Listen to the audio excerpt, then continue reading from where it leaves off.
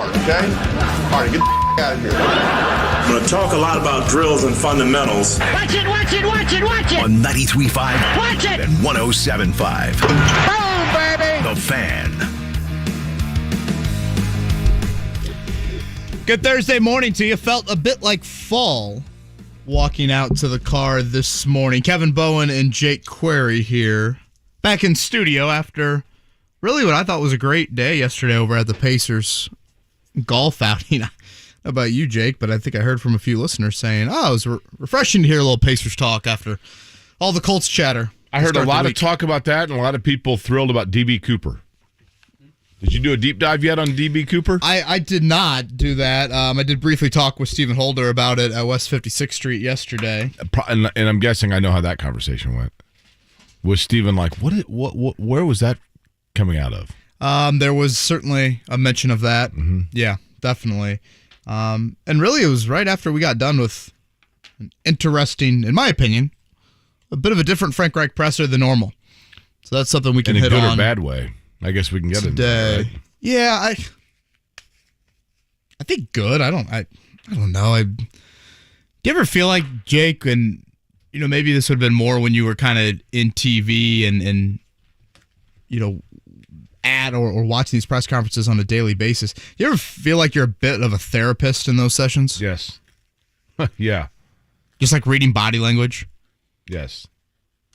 The words can be the same, the cliches can be the same. And sometimes that psychological deep dive that takes place actually, follow me here, you think when you're sitting in a press conference like that, you start to analyze the body language because your body is telling you that maybe something's going on there with the person that's up there. Right. And then you realize that perhaps the psychoanalysis needs to be done on yourself because you are anticipating or expecting or assuming the emotional psyche of the person up there. And so therefore you yourself are planting in your head the things that you're interpreting. Does that make sense?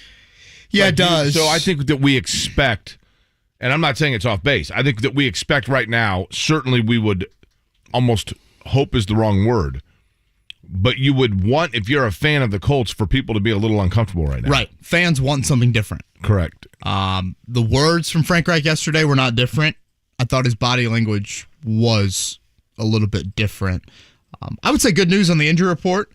Alec Pierce, Michael Pittman, both of them back to practice. Today will be a big one for them because as we saw last week, if I'm not mistaken, I think both of them practiced on Wednesday last week and then had, in their respective injury situations, concussion for Pierce, quad injury for Pittman. They both had setbacks, but good first day for them in getting back to work. Mark, how are we doing stream-wise? So we are apparently up and running. I was told by our engineers yesterday that we may not have streaming today. I was like, what the hell? Let's see what happens. We're currently streaming, so enjoy it while it lasts. So you know what this means? Here's what this means. Mark Dykton. Here's what winging this means. it. I like it. Winging This is what this means.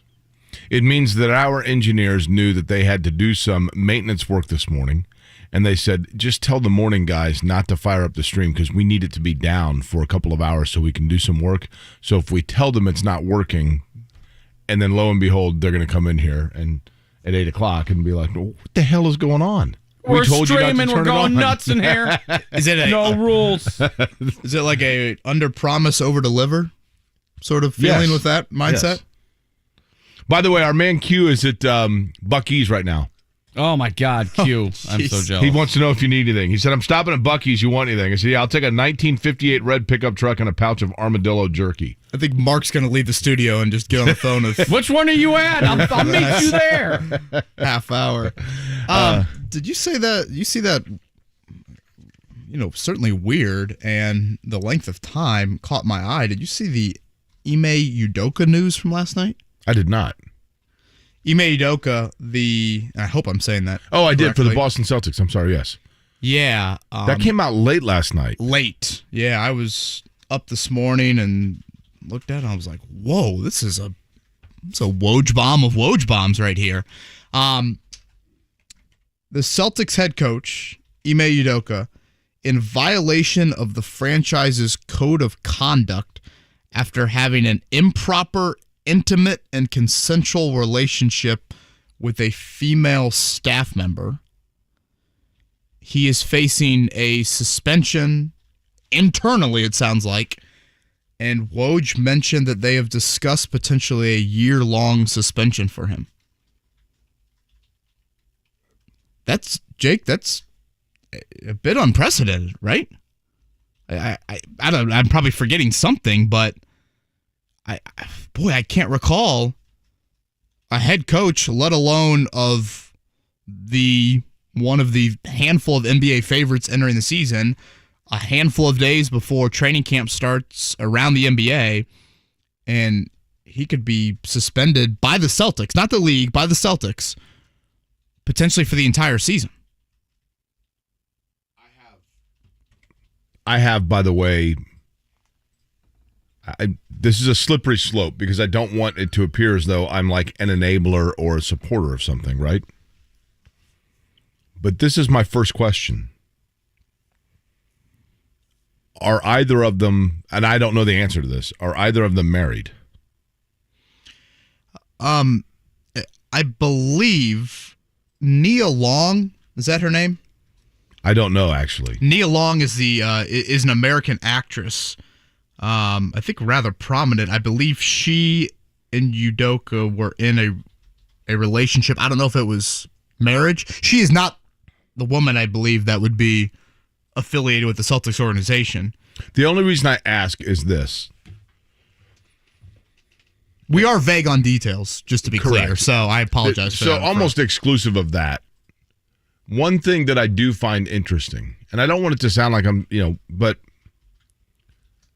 do you know, Kevin, how your parents met? Yeah. How did they meet? They met, by the way, shout out to my dad. It's his birthday. Oh, happy birthday. So thank you for kind of queuing that up. They met at a party on the west side of Indianapolis. Okay. Mark, do you know how your parents met? I don't know how they. Well, I do know how they met. Yeah, they lived down the street from each other. Okay.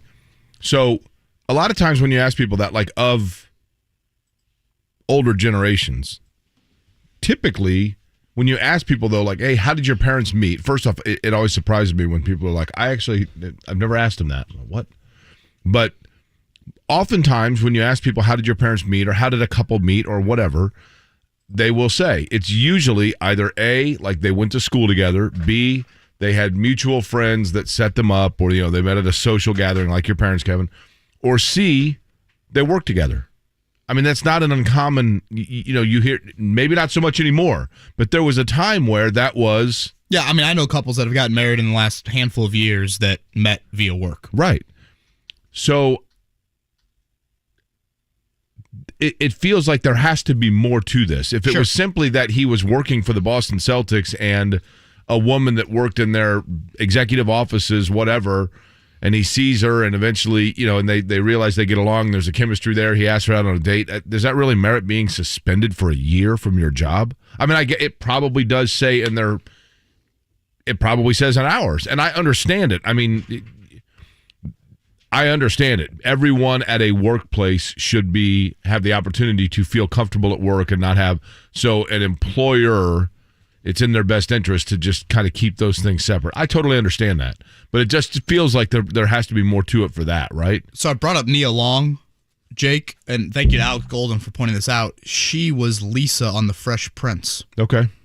And that was, or I believe was, Udoka's girlfriend for a while. Again, I kind of feel odd, just like, well, you had a girlfriend and that means this happens. And, again, we are vague on details. Just a couple things I thought about when I first saw this story. Does this bring Brad Stevens back as interim head coach? Well, you would think that's the case, right? Although I thought I saw. Did they name an interim? They have an associate head coach that it was believed that that's who it would be.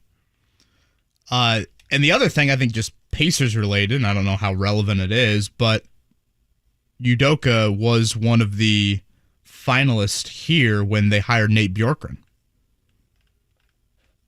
He did a heck of a job last year, no question about it. No question about it. By the way, good morning to you. It is a Thursday, which is, now is today the first day of fall? Autumn? Damon Stoudemire on the Celtics coaching staff. I just love lefties that just shoot the basketball. He was the first ever draft pick of the Toronto Raptors, was he not? Damon Stoudemire? Was he? I believe he was. How do I remember him more as a Grizzly? But he was the first ever, in the first year of the expansion, as a franchise, I believe Damon Stoudemire, the first pick of the Toronto Raptors. Is today the first day of autumn? I felt like the 22nd of September was always that. And is this Earth, Wind, and Fire, or is that the 21st night? That was the 21st. That was yesterday. Remember we led the show with it. Were you there? Well, I had a couple donuts and shotgunned a beer. That's so right. I really don't know if I was all there. You were out walking a baby on Central at 4:45, had a couple donuts and a beer. Yeah, I had a hell of a day by 10 a.m., to be honest with you. Nothing wrong with that, right? It does feel, yesterday was brutal. Yesterday was one of those days, Jake, where, I walked to the car. I walked to the car from where we were set up on the balcony of the Brickyard Crossing Golf Course to my car, and I was like, oh, there's my workout for the day. Yeah. I'm sweating bullets. Yeah. Same thing over at West 56th Street. Went to Colts practice later in the day. I'm like, oh my, they have one tree out there at Colts practice, and I feel like we all were huddled under the tree to try and get just a little square of shade. So yeah, today is the first day of fall. I'm curious about this Chiefs game on Sunday because we in Indianapolis have never really felt, it's been a long time, probably, and I always call it the Curtis Painter year. No, Curtis Painter's a heck of a nice guy. I almost feel bad saying that, but it's been a long time since the Colts have had a home game where you felt like it was a Steph Curry game. And by a Steph Curry game, I think you said it best, Kevin, we're all the caramel pups, right? But we've seen them all, like every 12-year-old kid in their baggy shorts and their Under Armour socks. Is Under Armour still a thing for kids? That was huge for a while. Well, it's certainly for Steph Curry. For Steph Curry, it is, yeah. But Patrick Mahomes is that guy. Yeah. Is that the neutral kid, nationally speaking? He is an electric player, and I would assume there are a ton of people listening right now who have third grade, fourth grade, fifth grade kids that are like, yeah, my kid loves Patrick Mahomes, and his first trip here. Yeah, and so you got to wonder what's the crowd going to be like? You know what I mean? I was scrolling on my phone last night. First, I find this interesting, Jake. The spread, it has come down a little bit. It started last week at 3.5, climbed to 6.5, down to 5.5. It's the biggest home underdog the Colts have been in the Frank Reich era. Got to go back to the 2017 season for the last time the Colts have been a bigger underdog at home. 5.5 points on Sunday. I was looking at some of the secondary ticket market sites out there. You ever sat in section 400 in Lucas Oil, or in the 400 level? No. I sat there for Butler Duke, and I think I sat there for Wisconsin Duke as well, the national title games. I really like that level. I think it's, obviously it's not 100, 200, 300, but I still think you get a pretty good view at it. I just clicked on one of the sections, near the 50-yard line, 400 level, $360 a piece. Clicked on the sections in the 600 level. Again, non-end zone. I wanted to be within the sideline, if you will, and I didn't see anything cheaper than $100. And feel free, people out there that maybe are season ticket members or whatever, I feel like face value in those 600 levels are usually in the $60 range. So this is a pricey ticket, sold out, and I am very curious to see come 1 o'clock on Sunday how much red and yellow is in that building. Yeah, but here's the thing, though. If the tickets are that high, are people really going to come in on the secondary market and buy them? Well, are those Chiefs fans buying them?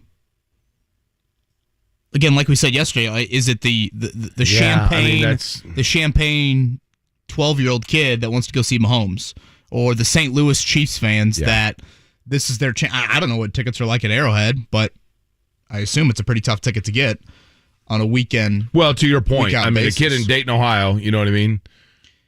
Does your I think you mentioned it yesterday. You think the Colts will win on Sunday? I do. Is that more of just weird stuff happens in the NFL, and the Colts are just kind of due for one, or is this like a firm belief in the Colts have the blueprint necessary to beat Kansas City? I think it's no. I think it's the first. I just think the Colts. Well, the Colts. No, I'm not going schematically on that. Okay, it's more of just I think the Colts life are in the NFL. Listen, and this is the last weekend I'm giving them benefit of the doubt. I think the Colts are better than what they have shown from a personnel standpoint. They haven't been prepared. They've looked lackluster, but I do think they have talent. And in addition to that, the NFL is such that when you least expect it, teams win games. And the Colts have been that way for 10 years now, where all of a sudden they come out and you're like, whoa, okay. Usually it's on the road where that happens, where you're expecting them to just get hammered and they go into the road and they go, yeah, they played pretty well. They won in San Francisco, or they went and they beat Buffalo, things like that. But I just have a feeling that I can't possibly see, Kevin. Here's the thing. If they get beat badly on Sunday, I'm not saying even that they lose the game, but if they come out flat and they get blown out of the building on Sunday, then Frank Reich has completely lost the team, and you might as well go ahead and change. If they don't play for him this Sunday, then when are they going to play for him? You think Irsay would do that? No. But I'm saying it's over. If they don't come out and play on Sunday against Kansas City, when are they going to do so? Isn't it kind of pathetic that it would have taken 4 of these types of losses to get to that point, though? Why wasn't that the feeling last year in the season finale when you had a playoff berth on the line? Why wasn't that the feeling in week 1 when such an embarrassing loss for the franchise simmered for 8 months and you had a road divisional game against a bottom feeder opponent? Why wasn't that the feeling last weekend? Hard to argue that. I get it. And I think that just adds to the frustration aspect to it. Zach Keefer going to join us at the 9 o'clock hour. Is it Adam Teicher? Am I saying that right, Correct. Mark? Yep. Adam Teicher will get a look at Kansas City's point of view. Kansas City's first-round pick from last year. First round? I do know this. I should know this, right? Yes. You're talking that's a rookie right now? Uh-huh. Obviously a ton to get to Chiefs-wise with Patrick Mahomes, but one George Karlaftis. That's right. And he's played well, right? I think he's starting for them. Yeah. Couple quarterback hits early in the season. And I do think to the schematic, we can get more into this maybe tomorrow, but to the schematic point of Sunday, the area of the blueprint that you do have on paper, granted you didn't have in the first half last week, can you play keep away with Jonathan Taylor? Because if you think back to that upset in 2019 that the Colts had over the Chiefs, it was a 45-carry night. 180 yards on 45 carries. That is, both of those numbers are 45 carries, probably more than 180 yards. Just an astronomical number for an NFL team. But that worked. You had it 15 minutes more than Mahomes, and you hit him early and often. That was huge, and you pulled off the upset. 19-13. That's another one you'd probably classify there, Jake, as the road upset. The Colts do have several of those. This from Riley, by the way, and this is exactly what I was saying, Riley. I totally agree. Patrick Mahomes will go down in the same way as Steph, as somebody who changed the way their game is played. Yeah, I would agree with that. That's the thing about, I have said for a couple of years, Mahomes has that Steph Curry feel, and the fact that when you watched him, especially when there was a time there where Mahomes, I guess he still is, but when he first burst onto the scene, it was like those stretches with Steph Curry where any time Steph Curry shot the ball, you're like, this guy's in range anywhere. I've never seen anything like this. And with Mahomes, it's like he's rolling around like he's able to throw a pass from anywhere. I mean, that touchdown he threw last Thursday night, the little sidearm across his body, everything you're probably taught not to do, throw it in traffic across your body in the red zone. He does it, touchdown. Well, the thing about him, I do recall in the process of when he was going through draft workouts, not the combine per se, but just in that workout, there was an increased chatter of this Mahomes guy from Texas Tech. We love his arm talent. That was the big thing. We love his arm talent. That was probably the first time I heard that word or that phrase. But it is amazing to look at it and go, if this guy was playing like this in college or showing, how was he not the number one pick in the draft? Yeah. I mean, certainly a big credit, I think, to that first year of him sitting behind Alex Smith. Yeah, you're right. And the development that they had internally in Kansas City did a really nice job of, again, passing the torch to Mahomes. And obviously they identified a talent that helped. And I think, Jake, probably a little bit of it, I know you and I are very much on the same page with this, the multi-sport background for him. I mean, his dad is a Major League Baseball pitcher, and he was a really good baseball player growing up, and I think that probably played into some of just football being on the back burner at points in his career. Mark, did you check your Twitter mentions? No. We have a Twitter mention from Q that might be of interest to you. Oh, the Buc-ee's Nuggets? I'm already all over that. A bag. He's like, how long are you here, Tom? I'm back. I'll stay as long as I have to. A bag of Beaver Nuggets. Jake, any idea Marquise. why I'm wearing this shirt today? I was wondering, Kevin is wearing I guess I would say golf shirt. It looks more like a Ryder Cup shirt that says USA on it. I was thinking it was because you were actually going to a Where's Waldo party. I know people would say that to me often, especially I don't have my glasses on right now. Well, you have a blue hat on too, doesn't he wear a blue hat? Yeah, but this is a little Larry Bird. This is Indiana State baby blue. I'm wearing Indiana State today as well. Are you? What are the odds? Look at that. And you know what? My dad went to Indiana State. Did he really? So maybe we did that on purpose. It's a great Indiana State Teachers College, right? That's what it was. And my dad obviously was a teacher. You said Ryder Cup. This week is the President's Cup. Are you familiar at all with the President's Cup in golf? Yes. What is the President's Cup? It's a cup that the presidents first gave. And then it's not part of Live Golf, right? I do know the President's Cup, though, isn't it?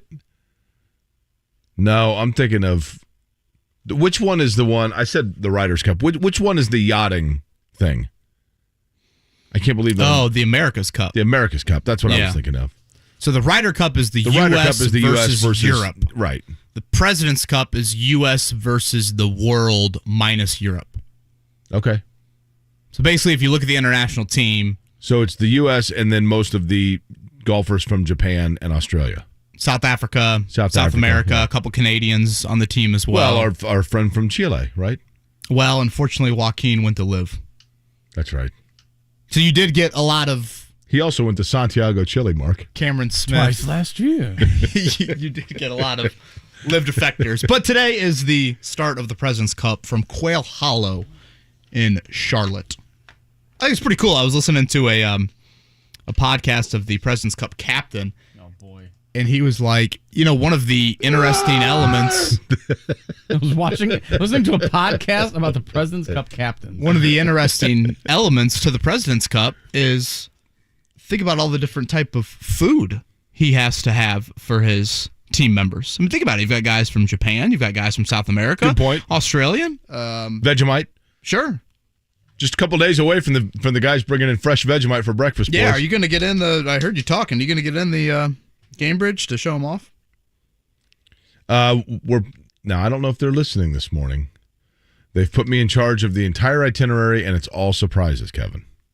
But yes, they are diehard Pacer fans. My buddy Michael and Marcus and Daniela coming in from Melbourne to visit. And so, yes, I'm hoping that they can get a glimpse into some of the renovations for the Pacers in the Fieldhouse. Kind of an interesting Frank Reich press conference yesterday. We'll touch on that. I think a popular question that I hear, and I don't know, I might have a bit of a minority view on it, but I feel like people just roast Frank Reich for his play calling. And I honestly, I think it's a hair unfair, and I know I'll get some pushback on that, but I'll explain that a little bit later here. It looks like a nice start to this Thursday morning, fall-like when you're walking out of the car, much different than yesterday, which felt like the middle of July. Kevin Aquari on a Thursday, 93.5, 107.5, The Fan. It's been an up-and-down season so far for the Franklin Central Flashes. Last year, they lost in the sectionals. This year, they hope to go further in the playoffs. The Noblesville Millers also lost in the sectionals, and they too hope to make a deep run toward Lucas Oil Stadium beginning in October. Matchup tonight, the Franklin Central Flashes at the Noblesville Millers. Brought to you by CarX. Don't worry, call the CarX team. Brendan King has the game starting tomorrow at 7 on 93.5 and 107.5 The Fan. parts stores, and over 17,000 Napa Auto Care centers. Napa is the fuel that helps drivers like you get up and go. It's the Colts VIP Tailgate presented by Hayes & Sons Restoration. Make your game day experience the best it can be. Log on and get your tickets now. It's bullseyeeventgroup.com. Ball State football is back at Schumann Stadium on October 1st as the Cards take on Northern Illinois. Get tickets at ballstatesports.com or call 888-BSU-TICKET. Chirp, chirp. Football is back, and so is your chance to win with BetRivers Sportsbook app. Featuring our new multi-game same-game parlay. Combine the action of multiple same-game parlays in one bet for more action and bigger payouts. Bet the spread, bet the over, bet player props, and more. Throw in daily odds boost plus award-winning customer service, and it's a touchdown. Download it today. Must be 21 plus. Available in Indiana only. Void where prohibited. Terms and conditions apply. If you or someone you know has a gambling problem and wants help, call 1-800-9-WITH-IT. Hubler has all the top brands: Chevy, Buick, GMC, Ford, Acura, Honda, Mazda, Nissan, and more. And every new vehicle includes a 10-year, 200,000-mile warranty. Looking to sell your vehicle? We'll pay you top dollar, even if you don't buy ours. Take it from Brooke Hubler. You can get a car anywhere, but you can only get a warranty like this at Hubler. 10 years, 200,000 miles. Visit drivehubler.com. Hubler has it all. Warranty available on new vehicles except certain models, not transferable or available on leases. Copy of the warranty is available for review at the dealership. Did you know that rubies and sapphires are a gem variety of the same mineral called corundum? What's the distinction? Rubies are red. Sapphires encompass all the other colors. I'm Tom Shane. At Shane Company, we offer natural rubies and over a dozen colors of natural sapphires, including blue, yellow, green, and pastel colors like lavender and pink. I fly to Bangkok to buy them. Traveling to the gemstone capital of the world allows me to examine each stone individually and only choose those that are full of fire and life. That's what gives corundum its beauty, the brilliance within the stone. I then have each stone expertly recut by our Bangkok team of full-time stone cutters to maximize their beauty. We have the largest selection of rubies and sapphires in town. Visit us and see for yourself. Now you have a friend in the jewelry business. Shane Company and ShaneCo.com. I love that high school sports are about so much more than winning. I couldn't agree more. While the immediate goal might be to win a game or championship, the real purpose of high school sports is to develop good people, not just good athletes. I'm Robert Falkins, a proud South Bend LaSalle Lion. And I'm Carrie Rosati, a proud Roncalli Royal. We're both assistant commissioners of the Indiana High School Athletic Association. In education-based athletics, we care just as much about how student athletes are performing in the classroom as we do about how they're performing on the playing field. That's because high school sports are a tool to build the character of student athletes, not just their athletic skills. Developing the whole person rather than just the athlete. That's what high school sports in Indiana are all about. Support the real purpose of education-based athletics by buying a ticket to your high school's athletic events. This is training good athletes. This is developing better people. This is your IHSAA. The District Tap, your local spot for craft beer on tap and damn good food. Make the District Tap your official pre- and post-game spot for all sports with the biggest TVs in the city. Sports, TVs, damn good food, and the best selection of craft beer is waiting for you at the District Tap. What is there not to like? Visit 2 locations on the north side at 82nd Street or downtown at the corner of Georgia and Meridian. The District Tap, your place for all sports all year long. The District Tap, craft beer, sports, TVs, and damn good food. As a roofer, every second counts. Late deliveries and incomplete orders cost me time and money. That's why I partner with Beacon. Beacon's unique network of branches work together to get me what I need when I need it. Every branch working together. With Beacon, I know my supplies will be delivered on time and complete. Homeowners rely on me, so I rely on Beacon because I never stop building, and neither do they. Go to BECN.com to get started building with Beacon. Beacon, always building. Helzberg Diamonds presents The Guy Who Found the Perfect Ring. Jake needed an engagement ring, so he did his research, asked his fiance's best friends for advice. She wants emerald cuts. Definitely. And he went to Helzberg Diamonds. Jake knew that Helzberg's been in business for over 100 years. That means quality. And with their price match guarantee, he'd get a great deal. And she'd get the ring she's always wanted. Way to go, Jake. So be like Jake. Find the ring of her dreams at a Helzberg Diamonds near you or at Helzberg.com. Football fans can turn a loss into a win with the king of sportsbooks. Just place a single first touchdown score prop bet on any pro football game. If your bet loses, you'll receive up to $25 back in free bets. This offer is available all season long. Wager confidently and take your game to the next level with BetMGM. Just log into your account or download the BetMGM app and sign up today. Then, wager on any player to score the first touchdown in any pro football game, and if your bet misses, you'll get up to $25 back in free bets. Turn game time into showtime with the king of sportsbooks. Visit BetMGM.com for terms and conditions. 21 years of age or older to wager. Indiana only. New and existing customer offer. All promotions are subject to qualification and eligibility requirements. Rewards issued as non-withdrawable free bets or site credit. Free bets expire 7 days from issuance. If you or someone you know has a gambling problem and wants help, call 1-800-9-WITH-IT. The Morning Checkdown. Brought to you by Ball State Football. Get your tickets at ballstatesports.com. On 93.5 and 107.5 The Fan. Last night in Major League Baseball, everything was set up, lock, stock, and barrel for a possible no-hitter. And then guess who broke it up? As Snell was going for a no-hitter for the Padres, you want to guess who snelled out a hit? One of Craig just two? Counsell. That's an excellent guess, by the way. Didn't he go to IU? I thought he was a Notre Dame guy. That might be right. Maybe I'm thinking of Mickey Morandini. He was an IU guy. Yeah. Padres 1-0 over the Cardinals, although Albert Pujols broke up the no-hitter. He did not, however, homer. But the Padres win over St. Louis 1-0 yesterday. Reds did get a win last night. They're sneaking up on everybody. 5-1 over the Red Sox. Cubs over the Marlins yesterday, 4-3. And cute fella, 8-1 over the Detroit Tigers. Did you see who was walking around Great American Ballpark during the game? Did not. Joey Votto.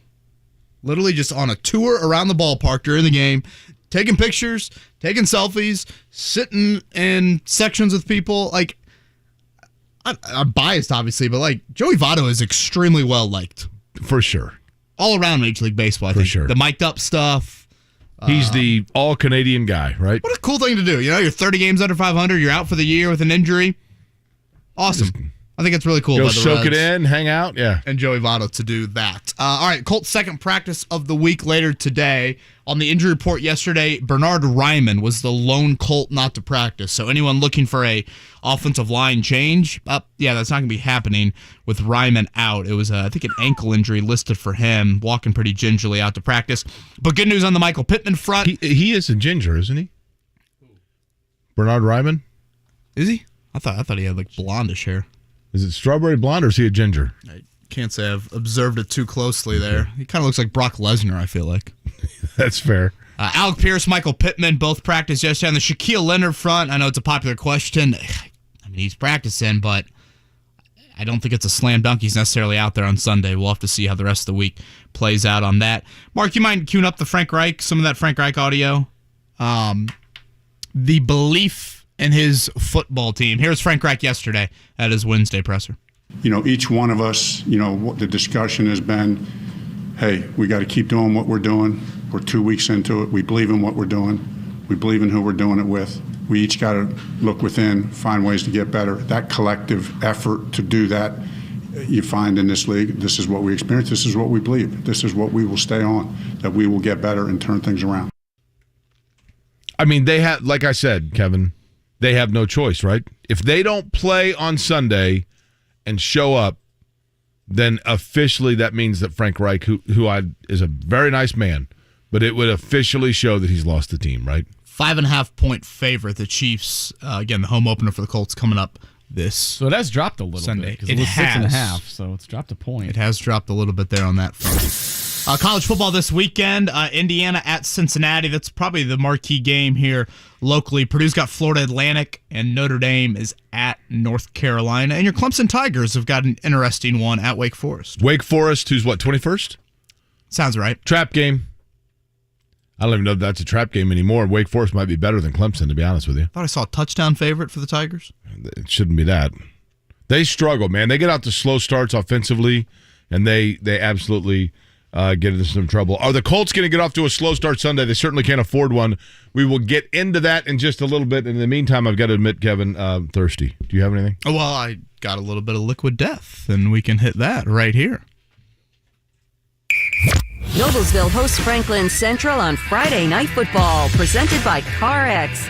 The action begins at 7 on 93.5 and 107.5 The Fan. You know, I handed Mark and Jake some liquid death cans earlier this week, and boy, their eyes were like, whoa, those things look pretty cool. Yeah, it's good. Honestly, it started a few weeks back when Maddie was at a concert and sent me a picture of herself. I'm thinking, boy, you're 30-some weeks pregnant. It looks like you're drinking a tall boy. But that's what the liquid death can looks like.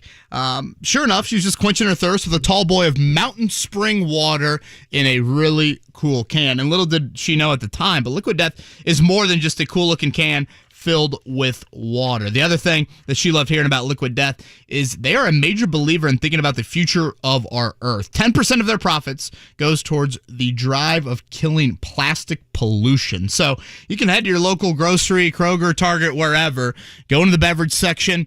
And again, it's going to look like kind of like an energy drink almost, but it's actually just a can of water, and they're doing much more than just quenching your thirst. All this is what I love about Liquid Death. Ice cold water, really cool can, and an awesome motive behind the unique name. And it's certainly something that you got to have. Going to draw some eyes, and at the same time, like I said, doing something pretty cool for the future of our Earth. So you can find Liquid Death at your local groceries, Target, and Kroger today. This is Ryan Newman for Indiana Donor Network and Driven to Save Lives. I love my family, and I appreciate every moment we spend together. We've talked about some pretty tough stuff over the years, and one thing they know for sure is that I've signed up to be an organ donor. So the next time you're with your family, take a moment and let them know you love them, and be sure they know your decision to be an organ donor. You can learn more at donatelifeindiana.org. What QC Kinetics is doing for people here in Indy is nothing short of amazing. I'm Kevin Bowen, and if you have joint pain, any joint pain, you need to call QC Kinetics. They are the nation's leader in regenerative medicine, giving lasting relief with no surgery, no drugs, and no downtime. At our Night in the Fan Cave event a few weeks back, I was talking with listener Charlie. Got QC Kinetics on his knee, and now he feels like he's back moving like he should be and no longer living with that nagging pain that he was. QC Kinetics started with one clinic last year, but the demand has been so strong they now have clinics in Eagle Creek and in Greenwood, and more on the way. We're talking modern advances in regenerative medicine that allow medical professionals to take the remarkable healing properties from your own body, concentrate them for maximum power, and put them directly into your aching joints. So many people living their best life, again, pain-free thanks to QC Kinetics. So give them a call, 463-235-7160. Again, locations in Eagle Creek and Greenwood, 463-235-7160. You may have heard about rising interest rates everywhere else, but at Diamonds Direct, we're helping you start your forever with zero interest rates. Get the unbeatable price Diamonds Direct is known for and enjoy zero interest financing for 5 years on any purchase. At Diamonds Direct, we believe now more than ever you need to make your money go farther, and we're making it happen with this extraordinary limited time offer. Get that $8,000 designer ring for just over $133 a month. Diamonds Direct, your love, our passion. Get details and more now at diamondsdirect.com on approved credit. Hey there, it's Jake Query for the DraftKings Sportsbook app. Work with me. It's before 8 a.m. DraftKings Sportsbook app, an official sports betting partner of the NFL, right now has the way for you to get involved in terms of the NFL action that's in full swing, like we talked about. Chiefs coming in here to take on the Colts this Sunday. If you bet just $5 as a new user at DraftKings Sportsbook app, you're going to get $200 in free bets instantly. That's right. You put down $5, you're going to get $200 in free bets instantly as a new user. And if that's not enough to entice you, for everybody out there, including you existing already, DraftKings, those of you who are smart and have been doing this for a while, DraftKings Sportsbook app users, you can do the stepped-up same-game parlays. Right now, for every leg you add, you can boost your winnings up to 100%. And to make things sweeter, you can throw down on the stepped-up same-game parlays once per game all season long. Why in the world would you go anywhere else for your entertainment in terms of wagering on games than the DraftKings Sportsbook app? Right now, download the DraftKings Sportsbook app. Use the promo code 1075FAN to get $200 in free bets when your team wins. There you go. The $200 is deposited on just a $5 bet. That's code 1075FAN only at DraftKings Sportsbook app, an official sports betting partner of the NFL. Must be 21 or older, Indiana only, bonus issued as free bets. 1 boost per eligible game, opt-in required. Parlay and wagering restrictions apply. Eligibility and terms at DraftKings.com/football terms. If you have a gambling problem, please call 1-800-9-WITH-IT. Bowling, bowling, bowling, keep them balls a-rolling. Bowling, bowling, bowling. Royal Pin. Make your plans now for a fun holiday party at any Royal Pin Entertainment Center. Treat your employees to a great time with bowling, appetizers from chips to heavy hors d'oeuvres, food packages from pizza to prime rib, and a wide range of party options from just bowling to laser tag, limitless VR, go-karts, arcade, and more. You can upgrade with adult beverages, craft beer, premium spirits, and frozen drinks. Want a custom party? Their sales team can make it happen. Reward your team for their hard work. Email events@royalpin.com or visit royalpin.com to book today. Set 'em up, knock 'em down, send them flying, spinning round. Hurry, space is filling up fast. That's royalpin.com. Royal Pin, bowling, bowling. Royal Pin, bowling. Take the next step in your construction career by becoming a union carpenter. Some of the best pay in the industry. Amazing health and retirement benefits. Ongoing cutting-edge training. Creating my own career path so I can do what I love. High safety standards. Great employment opportunities. Why will you join the Carpenters Union? Join the 75,000 men and women in Indiana who build our communities. For more information, visit the Construction Industry Partnership at indianacip.com. The Colts VIP Tailgate is all you can eat in an open bar for 3 hours before kickoff for all Colts home games by Bullseye Event Group. The Colts VIP Tailgate is the official tailgate for Colts fans on game days. Located at the Bullseye Event Center directly across the street from Lucas Oil Stadium. Go to bullseyeeventgroup.com for Colts VIP Tailgates. All you can eat food by Food Network chef Aaron May. Bullseye Event Group offers indoor and outdoor climate-controlled lounge seating for a VIP tailgate experience. All ages welcome. Go to bullseyeeventgroup.com for tickets today. And I said, you know, instead of waiting for a good day to happen, you know, waiting around through ups and downs, you know, I just... You're listening to Kevin and Query on 93.5 and 107.5. The Fan. Good-looking start to a Thursday here on what we think, and neither of us, really any of the three of us are experts on this. We think this is the first day of autumn, or yesterday was the first day of autumn. Do we know? I felt like it's the... I think it's today. I think it's the 22nd, yeah. I think it's today. And then we got like 2 months, and then we fall backward on the clock, right? I thought it was sometime in October, late October, early November, something like that. Spring forward, fall back. I think that's right. And then it's dark until noon. I know that. And if you live in Chicago, it's dark at like 4:30. Yeah, that's right. And the Colts are hoping it's not going to be too dark on Sunday. We shall see. Or actually, maybe they want the scoreboard to be dark for Kansas City and fears that Patrick Mahomes might light it up. I actually do think the Colts will play well. But Kevin, yesterday at the Colts press conference, Frank Reich, you think maybe coming from a little bit of a different angle in terms of his approach of speaking and delivery, or were you just being Freudian in your interpretation? So let me say what my thought was walking out of the press room, but then let me provide a lot of context behind it. I thought it was the most animated I've seen Frank Reich in a Wednesday presser in quite some time. Now, having said that, if there is someone out there listening to this show, Jake, and thinking to themselves, oh, I'd like to see some video of that.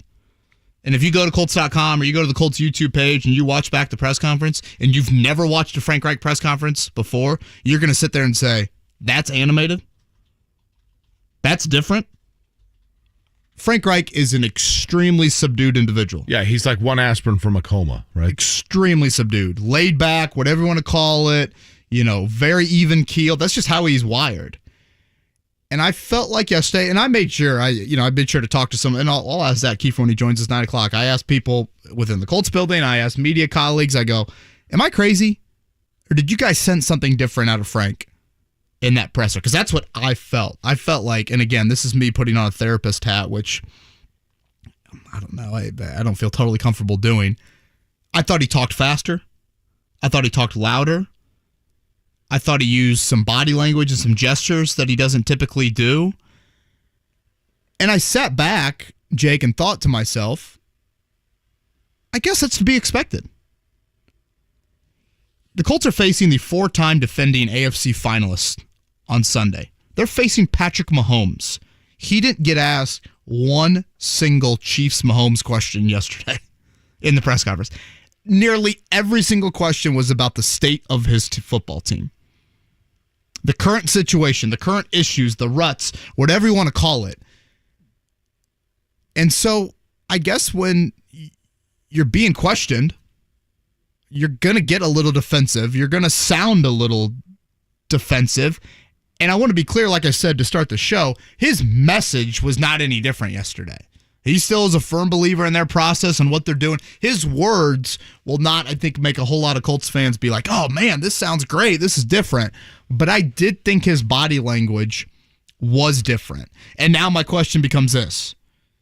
He clearly feels a sense of urgency. Whether he wants to admit it or not, he feels it, in my opinion.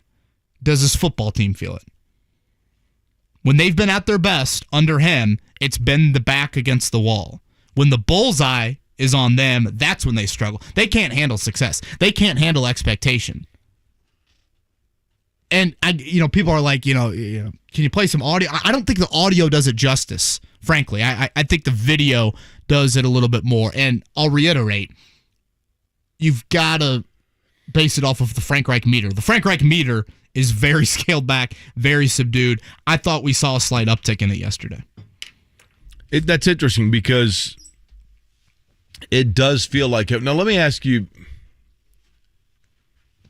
if you were to look at the urgency of this game, Game 3, still looking for win number 1. If they were 0-2 and had lost both of those games by 17 points, but had lost them to Minnesota and Baltimore, and this weekend the opponent was Seattle, would it be as big?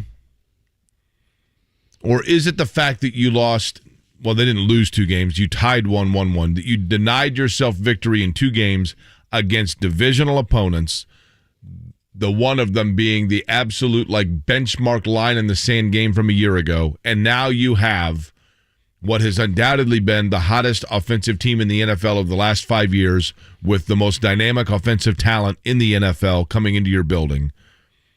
How much of the magnitude, the microscope, the spotlight and the temperature raising moment of this Sunday is because of the combination of who they played last and the particular player that's coming in? I think that's part of it. I would also say who you played last, Jake. That's 2 AFC South games. That's 2 of your 6. You're a third of the way through your AFC South schedule and you haven't won a game yet in the division. And you haven't won a division title since 2014. So I think that adds to some of it. It's 2 of your, on paper, easier opponents you've played. And now it's the home opener. And as you mentioned in the first segment, ticket prices are through the roof for Sunday. And I think it's because who's on the visiting sideline. Not because of anticipation of this fan base wanting to see this team. So I think when you factor all of that in, that is where I'm at right now with this. And frankly, I think Frank tried to say this yesterday. I'd probably push back a little bit on it. At one point, I think he tried to compare them digging out of a 1-5 hole in 2018. This to me is so much different. You obviously aren't 1-5, but Jake, in that 2018 season, Andrew Luck hadn't played football in a year. Frank Reich was a first-time head coach. You totally overhauled the defense. You went from the Pagano defense of a 3-4 to an Eberflus defense of a 4-3. When you're the first 6 games as NFL head coach, it's still kind of the honeymoon stage. This is no honeymoon. I mean, you are in the thick of it now. And I felt like, again, yesterday, it was an acknowledgement with body language from Frank Reich of the most adversity, the most public criticism, and again, in my opinion, rightfully so, that he's faced in his tenure. So you think he's feeling it? Whether he wants to admit it or not. I mean, what's every coach say? There's always pressure in this job. There's nobody's going to put more pressure on me than me. We want to win. And we're professionals. We know what we need to do. I get it. And again, his words, Jake, will continue to frustrate fans because I think fans want to hear a different Frank Reich. I think they do. You aren't going to hear that with his words yesterday, but I did think from a body language standpoint, and I'm sure the tone of questioning plays into some of that. Like anytime people are asking questions about your process and your operation and your franchise and your football team, you're probably just naturally going to react that way. I think all of us have that element in us as human beings. But I thought we saw just a different side of him yesterday. Kevin, I vividly recall 2002, I was driving back from covering an Indiana basketball game. I don't remember who they were playing. And I remember I was with Tom Trial. We took Old State Road 37 on the way back because there was ice on 37. Not that there wouldn't be on the old one. Beautiful drive. And the Colts had lost 41-0 to the Jets. And a year later, they made it to the conference championship. And New England kind of manhandled them. And the year after that, they went back to New England. And New England kind of manhandled them. And the year after that, they were a shoe-in for the Super Bowl, and Mike Vanderjagt went wide right. And all of a sudden, it started, what was once a percolation became a loud echo throughout the city of Indianapolis. Tony Dungy's too nice a guy.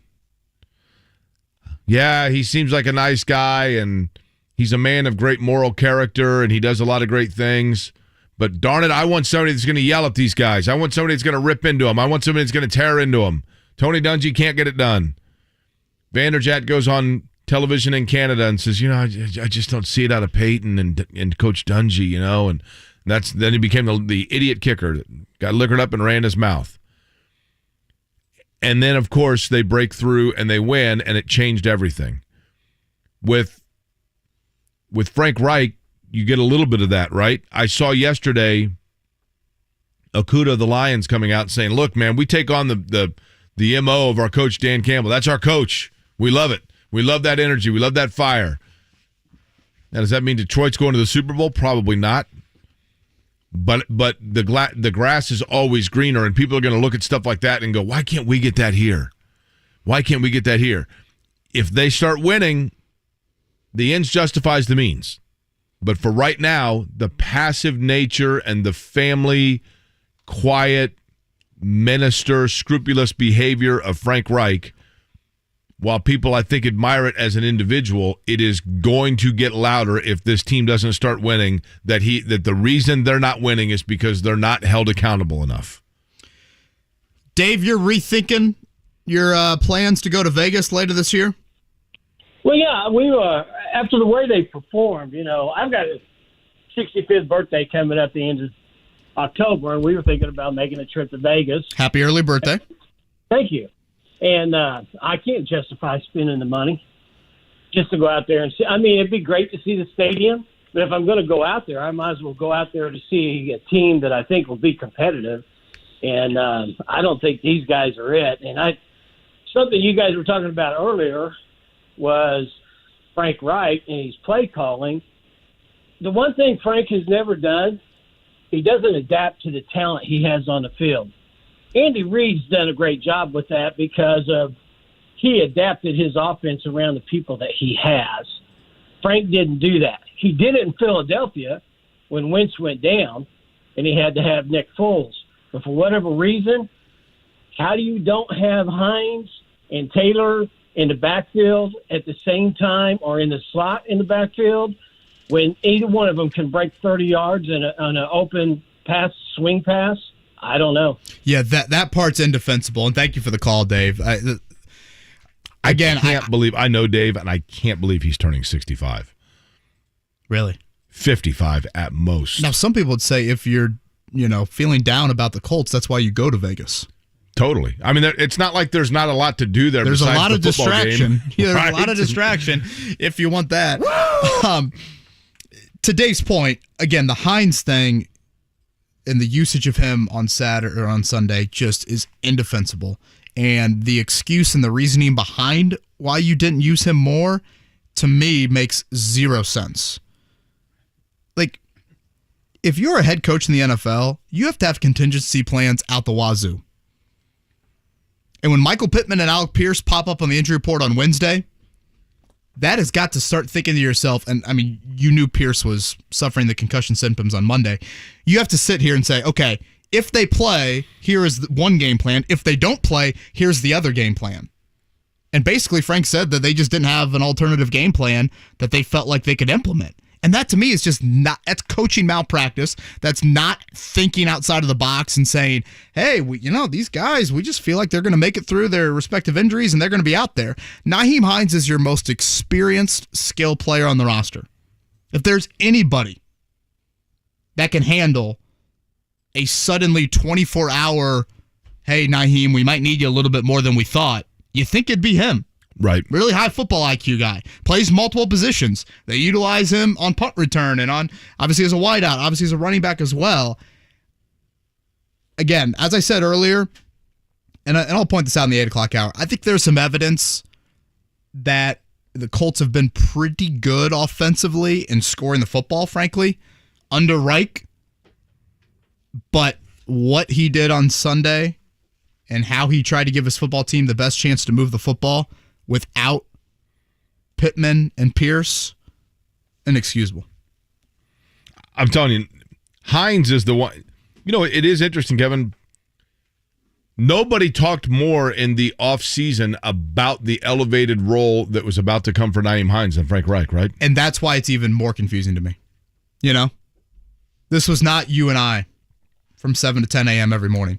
This was literally Frank Reich walking into a spring press conference and saying, you know what? I was just talking to one of our staff members, and I kind of was joking with them, but I'm serious in saying, if I had one of those fantasy football teams, I'd draft Frank Reich, or I draft Nyheim Hines. And they grouped Hines in with Taylor and Pittman as a playmaker. Now, that to me is a bit lofty, but they were doing that. Is it? I mean, Taylor led the league in rushing by 500 yards, and Pittman, to me, is a perennial 1,000-yard wideout. I don't know if Hines is there, but comparing him to the rest of the skill group, hell, he might as well be. Last thing before we move along off of this, at least for now, in terms of practice yesterday, guys that are starting to mend back in the right direction health-wise and guys that are now all of a sudden a concern for Sunday. Yeah, let's start with the good news. Michael Pittman, Alec Pierce, again, both practiced yesterday. Late in the week last week, they did not practice. We'll see if they're out there tomorrow or today because that's when they hit kind of a snag last week in their recovery. But I think good early news on both of those fronts. The only Colt that did not practice yesterday was Bernhard Raimann. So if you're looking for a switch at left tackle, I guess maybe it could come from Dennis Kelly, but I think it'll be Matt Pryor starting at left tackle. Mark, do we know if eventually or not Bernhard Raimann has predicted his return? Not yet. I'm sure he'll be back, though. I know you want that sound. I don't have it. Did we get his hair color? I think he looks blonde. I don't know where the I think he looks like Lesnar. Comments came from. I think he looks like what? Lesnar. Brock Lesnar. He's a little bit ginger, isn't he? Kind of a strawberry blondish type color. Am I wrong? He's not full ginge. He's not carrot top ginge. He's more strawberry blonde, I guess. Right? Boy. Okay. That's a ginger talk. I'm not sure. But I knew one thing. I'm Bernhard Raimann, and I'll be back. See? Honestly, right now, if you're the Colts and you just hear that clip, that to me would be enough to say, all right, Matt Pryor, you're heading to the bench. Right. Bernhard Raimann's in the starting lineup. Pryor, do your best Schwarzenegger now. That's right. You're out. Little Marian football coming up next. That's right. They got a game coming up. They're on the road, but you know what? They beat Madonna 86-0. Oh, God. In week one. I had to do a triple check when I saw that score. Lots of questions about that. I want to know if they were going to go for 100. Right? We'll continue the Colts conversation after that, but we'll talk a little Marian football with head coach Mark Henninger. Coming up next here, Kevin and Corey. They were going to be able to make the right changes because they were going to be all chips in.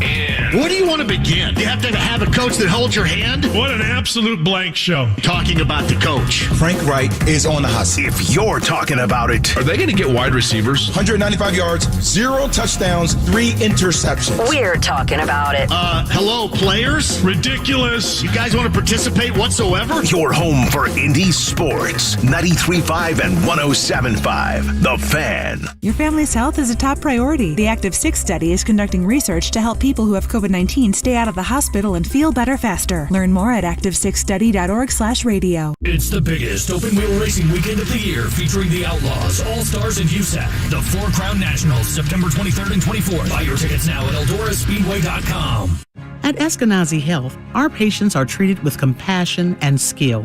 That's why Eskenazi Health is looking for professionals who share our mission and are dedicated to serving the community.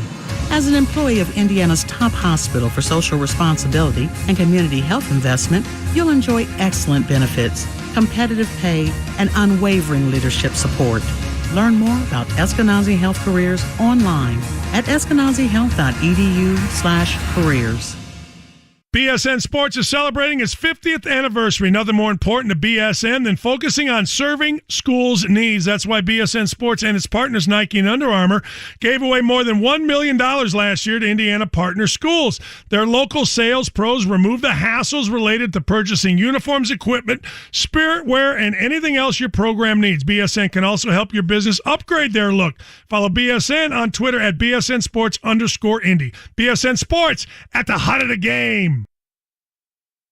Start NFL Week 3 off right with a no-sweat same-game parlay from FanDuel, America's #1 sportsbook. Hey, it's Mark from Kevin and Query. It doesn't matter if you're new to FanDuel or already have an account, you'll get free bets back if your Thursday night same-game parlay doesn't hit. NFL same-game parlays are the perfect way to combine your bets for a chance at a bigger payday. So a huge AFC North matchup tonight.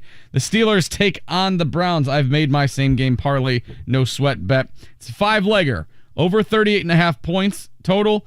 Cleveland Browns on the money line. A big Nick Chubb thing right here. Nick Chubb, anytime touchdown score. Nick Chubb over 100 yards. Nick Chubb, 2-time touchdown score. A $10 bet pays out. That's right. Easy, Kev. $10 bet pays out over $133 there. Build your same-game parlay any way you want or choose from one of the popular same-game parlays pre-built for you in the FanDuel top-rated sportsbook app. However you want to play, you can bet NFL on Thursday night with a no-sweat same-game parlay. All you have to do is opt in on the front page. So sign up with promo code MARK if you don't already have an account. If you do have an account, you're all set. Just opt in on the front page like I said. Make every moment more with FanDuel, an official sports betting partner of the NFL. Check out their everyday odds boosts and specials. The app is safe, secure, and easy to use. And when you win, you get paid quick. 21 and over and present in Indiana. 3 or more legs, minimum $1 bet required. Refund issued is now withdrawable free bets that expire 7 days after receipt. Max free bet $5. Restrictions apply. See terms at sportsbook.fanduel.com. Gambling problem? Call 1-800-9-WITH-IT. Fall in Indy, and if you hate painting year after year, do what your neighbor Edwina did. She called Rhino Shield. So over the years, I had to touch up the house. I just got to the point where I couldn't spend any more money on the outside of the house. And when I saw Rhino Shield, I thought that was the answer to my problem. And Rhino Shield's not paint. It's better. I'd had painters here before, and it was usually quite a disaster with them leaving their equipment here and picking up things in the yard. But Rhino Shield was right on it. Get the 25-year guaranteed protection of Rhino Shield right now for 15% off the regular price. The gentleman said, if you're interested, give me a call. And I said, honestly, can you come tomorrow? Here's owner Shane Smith. This offer is limited, so call me at 888-RHINO-41. That's 888-RHINO-41. Don't paint. Don't vinyl. Go Rhino. Don't paint, don't vinyl. Go Rhino Shield. Never paint your house again. Rhino Shield. Hey there, it's Jay Query. You know, you're probably thinking to yourselves, okay, autumn is here, and that means the end of no, doesn't mean the summer. Still a lot of summer activities going on. Like, for example, this Saturday night at the Tom Wood Group Indianapolis Speedrome, powered by Lincoln Tech. Yes, it is sad to say for the season, it's the last chance to witness the always wild and exciting late model figure eights in 2022. They're going to run 75 laps. They're going to do it in the unpredictable crossover, plus a full night of racing on the historic 5th Mile Oval. Listen, absolutely spectacular. I, for example, was out at the Indians game over the weekend and said, you know what, like it was great being at the ballpark and maybe should have done more of that this summer. You probably are thinking the same thing about racing, and that's what I love about the Speedrome, because it is a great family-friendly atmosphere, and they would love to have you out not only to get your first taste of it, or perhaps, you know, you've been a regular all season long watching racing out at the Indianapolis Speedrome, but they'd love to have you get a taste of it just to see perhaps getting set for next year, what you could see over the course of the summer. Because the whole idea at the Speedrome is to make sure that you're having fun with the entire family. All kinds of things over the course of the summer to get the kids initiated to the sport of racing. At the corner of Brookville Road and Kitley Avenue on Indy's southeast side, The Speedrome, again, does have free parking, great food, and outrageous fun. Find out all the ticket information. Find out the schedule for next summer, what they have on tap. All available. Speedrome.com. Hey, it's Big Joe, and this week at Payless Liquors, get half gallons of Svedka vodka for only $16.99 and Old Forester 86 for $31.99. Plus High West Bourbon, both the American Prairie and the Double Rye are only $29.99 for 750 milliliters, and Oyster Bay Sauvignon Blanc is only $9.99 a bottle. And if you like shots, assorted 99 brand liqueurs, the 10-packs are $8.99, and Fireball Party Yards, you get 40 shots in each, are only $35.99 at all 26 Central Indiana Payless Liquor locations. Don't pay more, get more, and pay less at Payless Liquors. 93.5 and 107.5. The Fan. WIBC HD2, W298BB, WIBC HD3, W228CX, Indianapolis. Ohio State hosts Wisconsin on American Standards College Football Saturday. The coverage begins at 7 on 93.5 and 107.5 The Fan.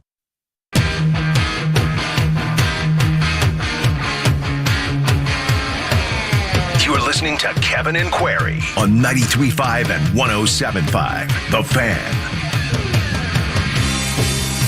Kevin, I've got a trivia question for you. This is a great trivia question. Okay. Now, I'm not saying that my math is entirely correct here, but I'm looking at Still thinking back to the guy that called in on Monday. RG plus RB and plus LB. Yeah, the algebra, football algebra. Mm-hmm. Beautiful. By the way, adjustment to the scoring on my midterm, 90. Whoa! A minus, baby. Holy hell. A minus. We got to get a cake in here for that, I know. Jake. I was very happy with myself. Oh, congrats. The Marian University football roster has just over 100 names on it. What do 14 of them, only 14, have in common? 14 of them. I could ask this question to their coach. Should we do it that way? Yeah, because I'm lost. 14 of them have the last start with Q. Oh, that's an excellent guess. Joining us now on the Payless Liquors guest line, he is the long-tenured head football coach of the Marian Knights, and he joins us right now. Mark Henninger. Coach, I'll begin with that trivia question. On your website, at least, just over 100 players on the roster. And if my math is correct, there are 14 that share one thing in common that make them not outliers, but different than the rest of the roster. Do you know what it is? I have no idea. I swear to God, I work there too. Every player on your roster but 14 are from the state of Indiana. Which is cool because, look, man, here you've got what you're growing as a national brand, but you're doing it with local players. And I remember, Coach, when I was a kid, my dad would want to introduce me to, like, college football. But instead of dealing with like the crowds and the ticket prices of a Notre Dame or a Purdue or an Indiana, we'd go over and we'd watch Butler play, we'd watch UIndy.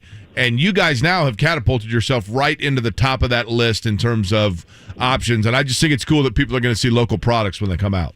Yeah, that's one thing we're really proud of. You know, I mean, it's been, I mean, being, you know, growing up here in Indiana and being, I'm a product myself of Indiana high school football. And so, the fact that we're able to compete year in and year out, at the highest level of our division, and doing it primarily with local guys and products of local high school programs and local high school football coaches. And, it's something that we're really, really proud of. And when we sit down at the beginning of every recruiting cycle and talk about, what's our strategy going to be as we're trying to fill out our roster. I mean, we want to make sure that we are covering our home state first. And, we always feel like, here at Marian, as long as we, football remains important and we continue to receive the support that we need to be successful.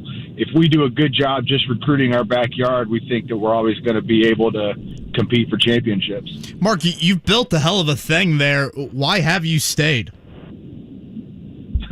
It's an awesome place, I mean, it's a great place. I mean,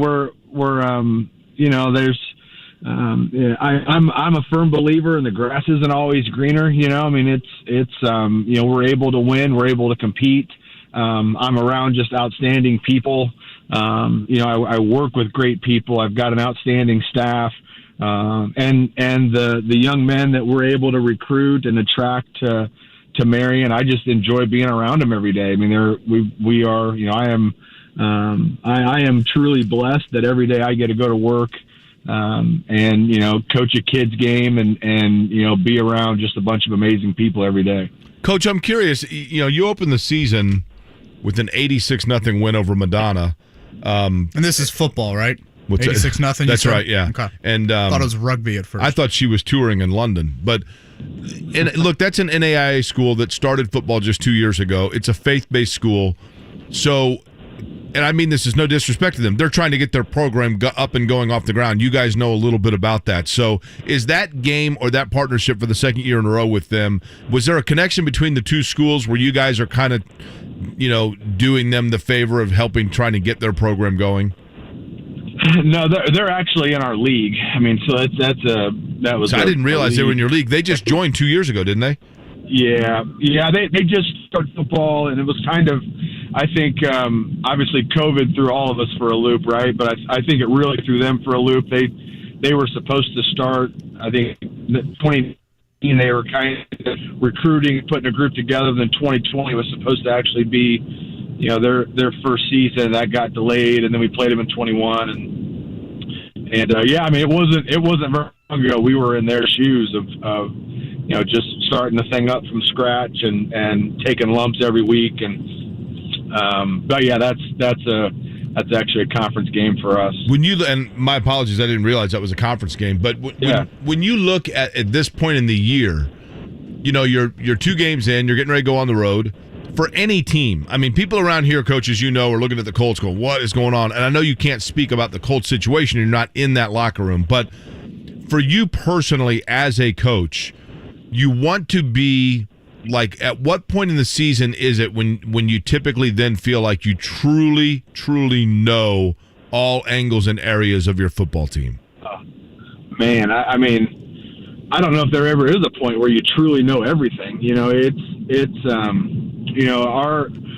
We focus so much on the process, and what are we, what's on schedule for us to do and accomplish today,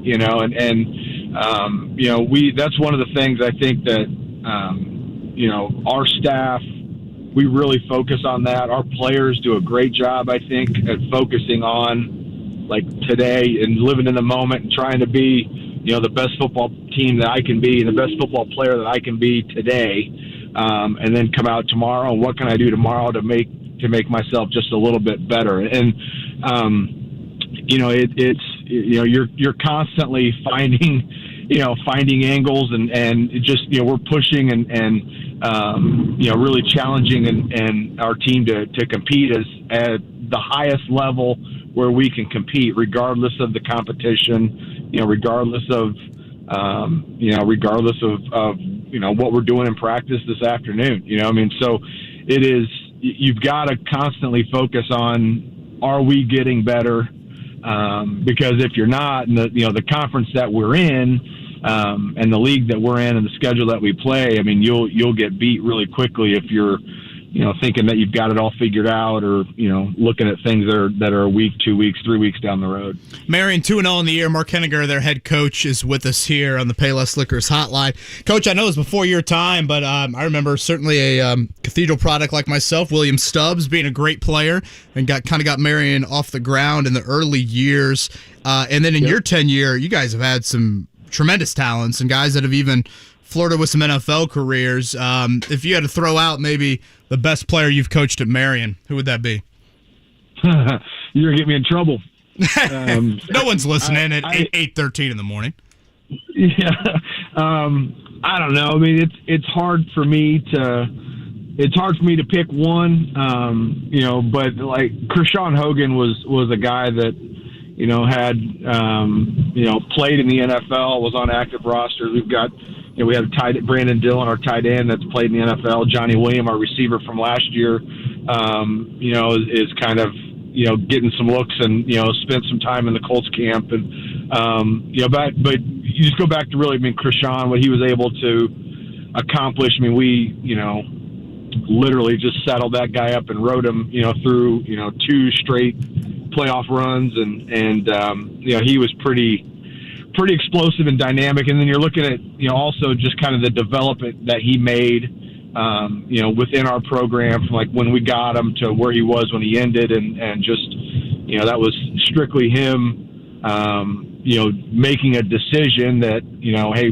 you've got a ton of talent, Krishan, but, you're going to have to really fall in love with the weight room. You're going to have to, just do all these other things right. And he did it, and it was, and he obviously had tremendous results, and, and for as good a football player as he was, he's probably a better dad and a better guy, and all that kind of stuff. So, I'm blessed to be around a lot of guys that are just like that. But if you force me to pick one, I'm probably going to say Krishan. Marian going to be on the road taking on Missouri Baptist University. That is Saturday at 2:00, and then back home for homecoming on October 1st, taking on Taylor. And we look forward to talking about that as that time approaches. Coach, appreciate the time. Good luck this weekend, all right? Yeah, hey, guys, thanks for having us on. Appreciate it. Again, Mark Henninger, the head coach of the Mary Knights. I'm telling you, man, that William Stubbs is a good call, Kevin, because I remember seeing him in high school. Yeah. Really good Year player. older than me. And then, boy, he was a great player at Cathedral. And, Marion was just one of those places at first, it was like it was Marion College. And it was, you just thought, oh, okay, yeah, that's the place on Cold Springs Road where Carl Fisher lived. And then, boom, here it is now. I mean, you're basically a football power, I drove by it yesterday. To the track or to the Brickyard Crossing, and then on my way home as well. And obviously, it was light when I was driving home. Gosh, just all the buildings that are going up over there as well. It's really expanding as a university. Joe messaged me this, getting back in the Colts conversation. Does Jim Irsay realize that Sean Payton is available? Or that Ballard is the root cause of this mess? Let's go with the first question. I get the vibe that Sean Payton really wants to coach again and really wants to do it soon. But, and guys, correct me if I'm wrong, I believe the Saints still have control over Sean Payton, I think, for 2 more years. So if you were to get him, that would have to be a trade. Sean Payton was rumored to have been... There was rumored to have been some conversations about Sean Payton or with Sean Payton when Frank Reich was hired, correct? Why am I thinking that was Gruden? Gruden as well. But Sean Payton too? Sean Payton, I think they here's the trick, Kevin. What would you trade for Sean Payton? I mean, what would it require? A second and a fifth rounder. Again, it's so foreign to me, what even would be a acceptable trade? Well, I mean, what did they trade for Polian? Yeah, you're going way back on that one. But that's the precedent, right? I mean, I don't know when is the last time they traded for an executive? When's the last coach that's been traded? Scotty's down there probably furiously. Wasn't Belichick traded at one point? That may be right. I'm looking right now at the history of trading coaches, but Payton is one that the trick becomes, Kevin, teams can always say, we had no conversation with that coach. Well, your representative called their agent and had a conversation, that kind of thing. I do think there might have been some exploration that took place. With Sean Payton, I don't know how in-depth it went by any stretch of the imagination. Well, some of the tampering with Miami was Sean Payton related, I believe, too. And Sean Payton's had, wasn't Bountygate Sean Payton? Yeah. Mm-hmm. He's had his indiscretions for sure. John Gruden, by the way, was sold by by Al Davis to the Bucs. 2 first-round draft picks and 2 second-round draft picks. God, that's rich. I mean, you got no quarterback and you're going to give up that? I mean, so 2 1s and 2 2s. Bill Parcells. The Jets. Didn't the Jets hire Parcells Belichick for 2 weeks? Yeah, see, that's why I kind of recall a trade there. Yeah, as Jeremiah points out, Sean Payton is waiting for the Cowboys head coach position to open. Yeah, that's might not have to wait too long. By the way, probably true. You'd think the Saints would want to trade him out of the conference. You would think. Depends on that draft compensation, though. Right, that's a good point. He did sign a 5-year deal with the Saints in 2019. So, yeah, I thought it was through 2024. Mm-hmm. So, 2 more years. Is Payton doing, I haven't watched yet, is he Fox pregame? Is he in that studio? Yeah. Yeah. I think I saw him on. He's not an in-game analyst. Right. 3rd and 4th round picks for Bill Parcells. He got a 3rd and a 4th. So, I mean, based on that, like I said, a 2nd and a 5th maybe, a 1st and a 3rd, something like that. Probably 2 picks if they want to get Sean Payton. Would be the precedent. Do you think it's ludicrous that I think Frank Reich is a better play caller than most believe? I don't think that's ludicrous, Kevin. I think the problem is this, and you always run into this. That might be his bread and butter, as opposed to being a head coach. And I would agree wholeheartedly with that. Like, I think one of the bigger issues that I have from Sunday, Jake, is if I'm Frank Reich last week, I'm walking down to Gus Bradley's office on Monday, and I'm saying, Gus, I know you weren't here last year, but let's sit down for a second and watch the opening drive from Trevor Lawrence against our football team to end last season. And you watch that, and you see Trevor Lawrence have a perfect first drive, gain confidence, believe in himself, and you simply walk out of that room and you say, Gus, I don't care what scheme you got to pull out for this week. I don't care what game plan. That cannot happen again. Cannot happen again. And what did you see on Sunday? The exact same opening drive. So to me, play caller is one thing, and I'll explain this a little bit more here in the 8 o'clock hour, but it is the head coaching responsibilities, the CEO, that what falls under that umbrella, that's where I have a little bit more worry. You know, I just think Tony Dungy. I mean, when Dungy was here, it got to the point, you know, people were like, and kudos to him, right? Like that Dungy, obviously Dungy had vast head coaching experience when he came here, but you know, in the early years, again, when the results weren't there, people were like, maybe he should just go back to being a defensive coordinator. You know, I mean, to me, it's very similar. The Dungy and Reich approach and the whispers of question about the validity or the effectiveness of said approach are pretty similar to one another. Coming up at the 9 o'clock hour, Zach Keefer's going to join us, and we'll get some Chiefs conversation from Adam Teicher. Again, a 10-day break for Kansas City coming into this one. Their wins, Arizona and the Chargers last Thursday night. Tonight on Thursday Night Football, by the way, it'll be the Steelers and Browns. 4.5 points. Did I see that right, Mark? Browns favored? That's what I last saw, yeah. At home, correct? Correct. Jacoby Brissett, 4.5-point favorite there in that matchup tonight for Thursday Night Football. Again, that seems odd, on doesn't Amazon. You thought a little closer to pick 'em? Yeah. Well, I think usually the home team gets like 3 points. That's usually a gift. I'm with Jake, though. I probably, if you would have told me before I looked at lineup, I would have said Browns are favored by 1 or 2. Could get closer. High. We'll see. TJ Watt out. Do we know yet who Pittsburgh's quarterback is? Sure. Trubisky. Trubisky. I know, but I mean, at least to start. We'll see that's what I mean. I mean, that's if. What's the morning show in Pittsburgh, Mark? I don't know. Harrisburg, Hines, something. Steel City Radio. Paul and Frank. That's my guess, right? But I guarantee they've been talking. They're taking calls every day about, you know, is it time to hand it over to Pickett? You know, Is the Nashville radios, are they going there with Malik Willis yet? Probably. 93.7 The Fan. Oh, really? Yeah. Well, they're only 0.2 away from us. Oh, this is the one that you got scared because we did this before. No, we can't be scared. They have a show called if it's the Fan Morning Show, but then they have another show called the Fan Early Morning Show. We're on for like 6 hours. Yeah, they started like 5 in the morning. Nope, you brought me down this road. The interesting thing about 93.7 The Fan, I don't know if you know this or not, but you get out to Post Road, it bleeds over, and you hear that as opposed to us. The Fan Early Morning Show starts at 5 a.m., goes to 5:45. Then the Fan Morning Show goes 5:45 to 10. Now, can you imagine? I've seen that hour a whole lot here in the last couple of weeks. I feel like we could make that work. 5 to 10. Let's do it.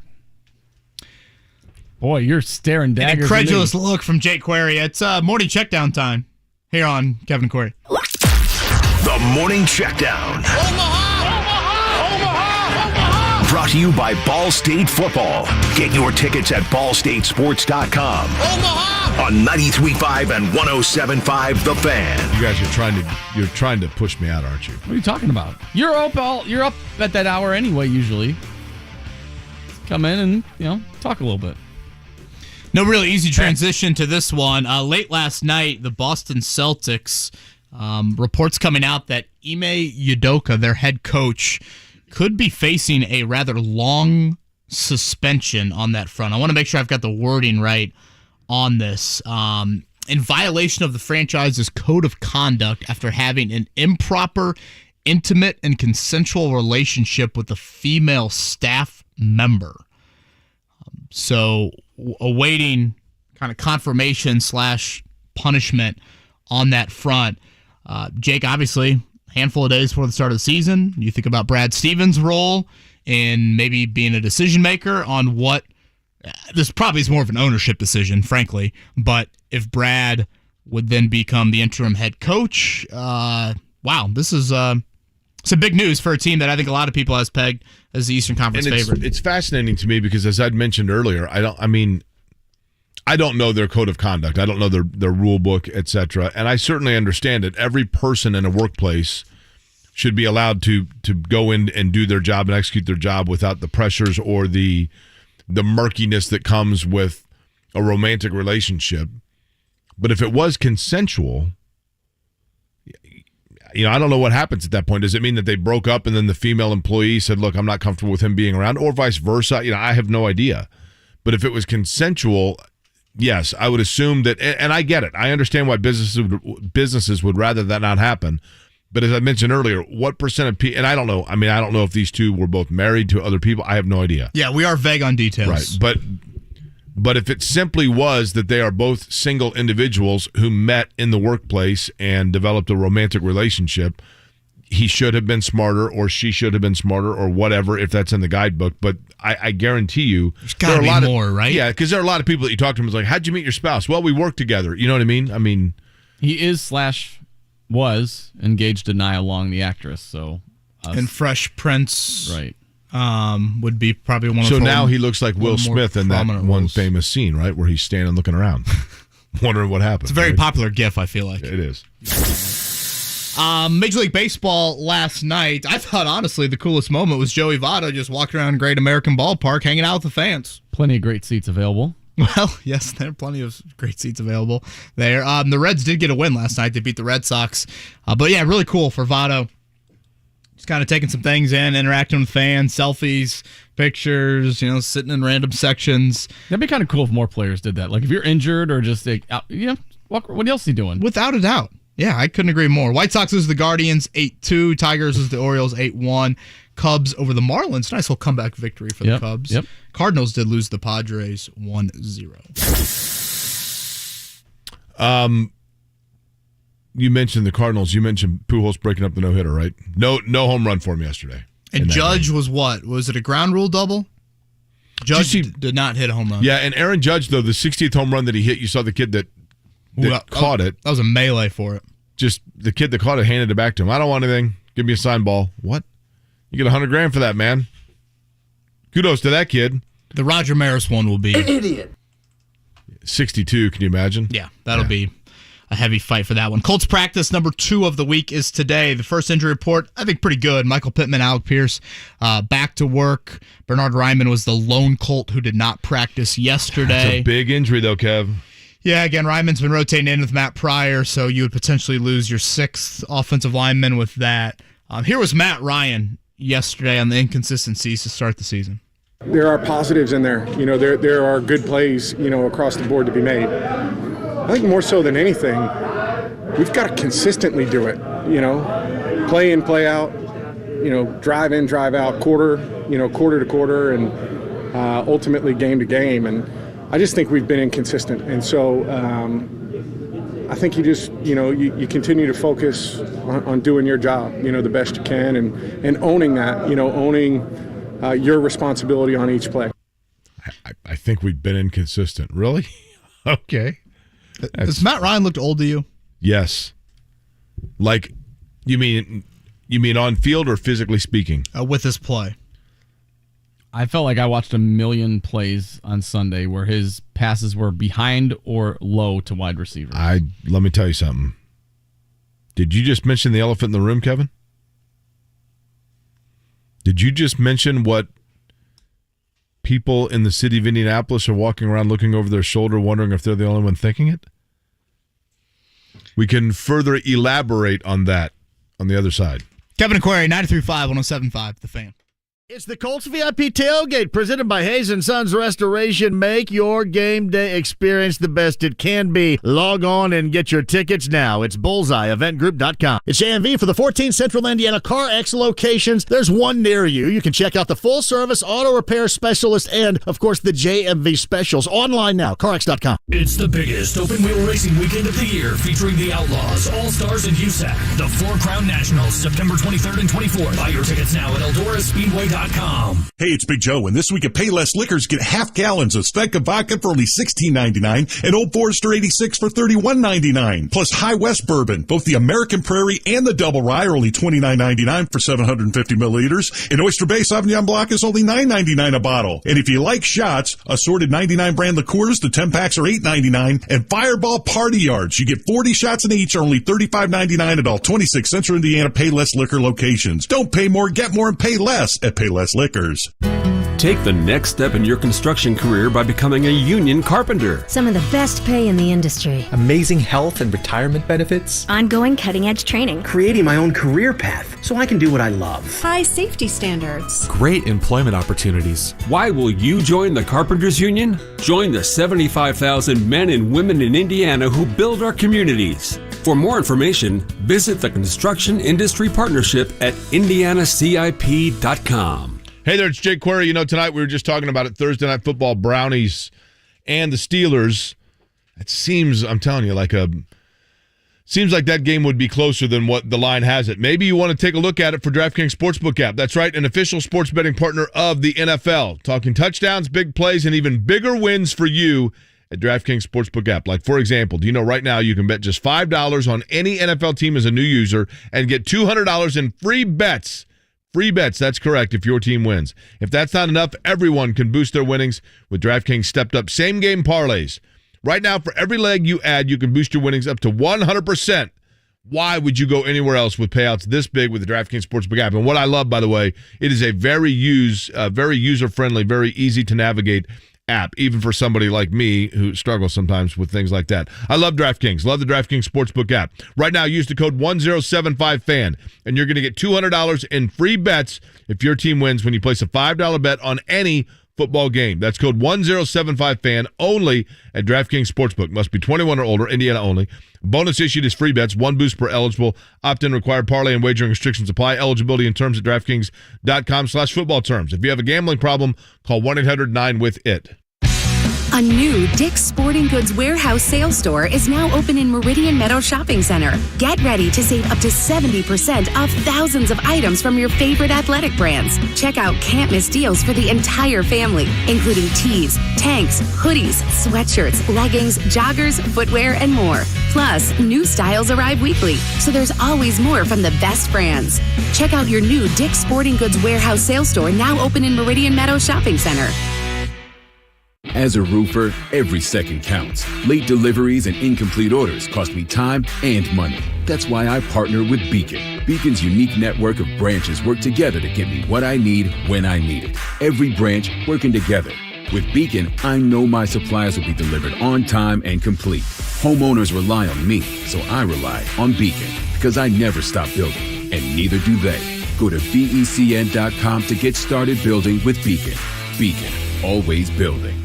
If you're talking about it. That was a totally inexcusably embarrassing, flat, ill-prepared, running into one another, Keystone Cops, disappointing, letdown performance. This is not a one-off. This is 4 straight games. It's entirely possible that Jacksonville is greatly improved. Frank Reich is on the hot seat. Are the Colts the most disappointing team so far this season? Yeah, I would probably say so. Oh my, here we go again. We're talking about it. Your home for Indy sports. 93.5 and 107.5. The Fan.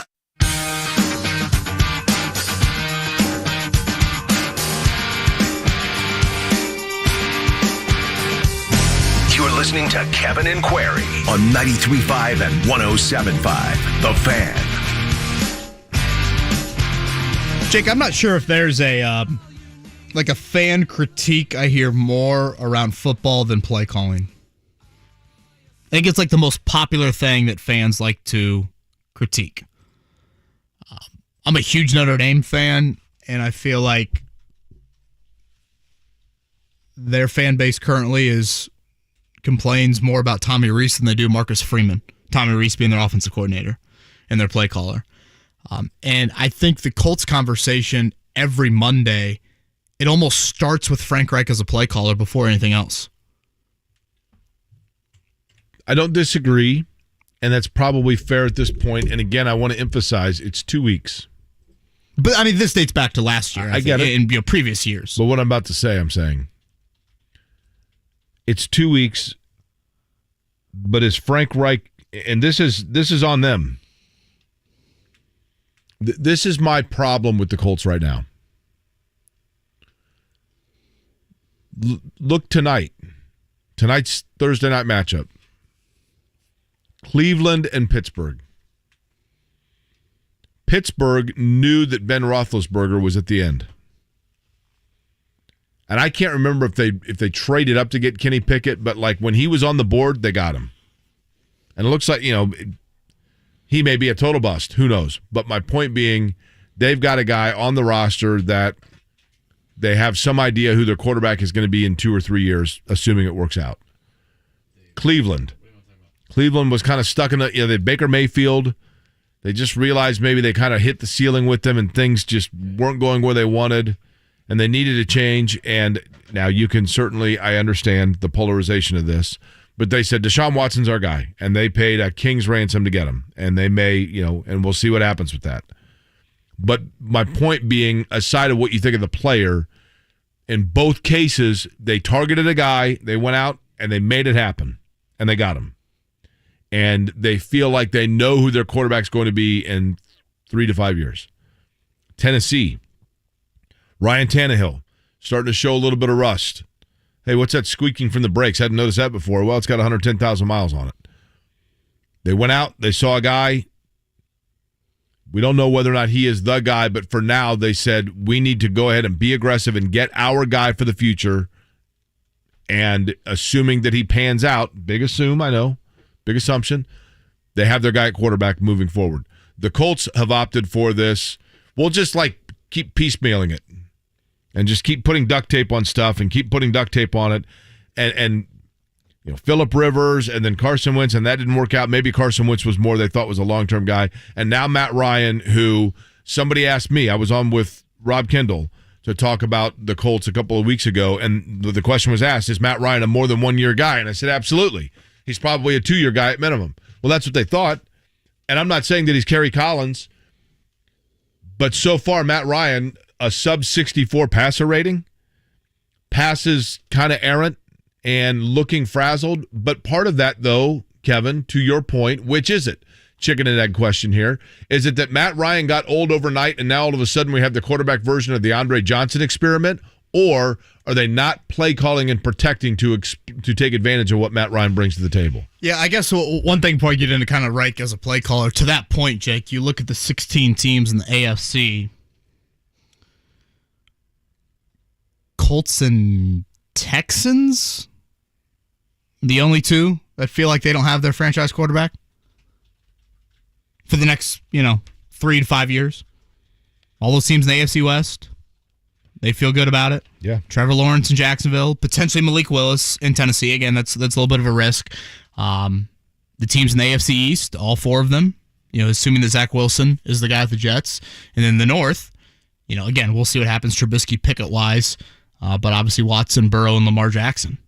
It's crazy to look at a 16-team conference and think that, maybe saying 14 of them feel good. Maybe it's more like 11 or 12, but 14 of them at least have some guy. As far as Reich as a play caller, I went back and looked this up, Jake. Points scored. This is where the Colts have ranked under Frank Reich in points scored per game. 2018, 5th. That'd be Andrew Luck as quarterback. 2019, 16th. Jacoby Brissett. 2020, Phillip Rivers, 9th. 2021, Carson Wentz, 9th.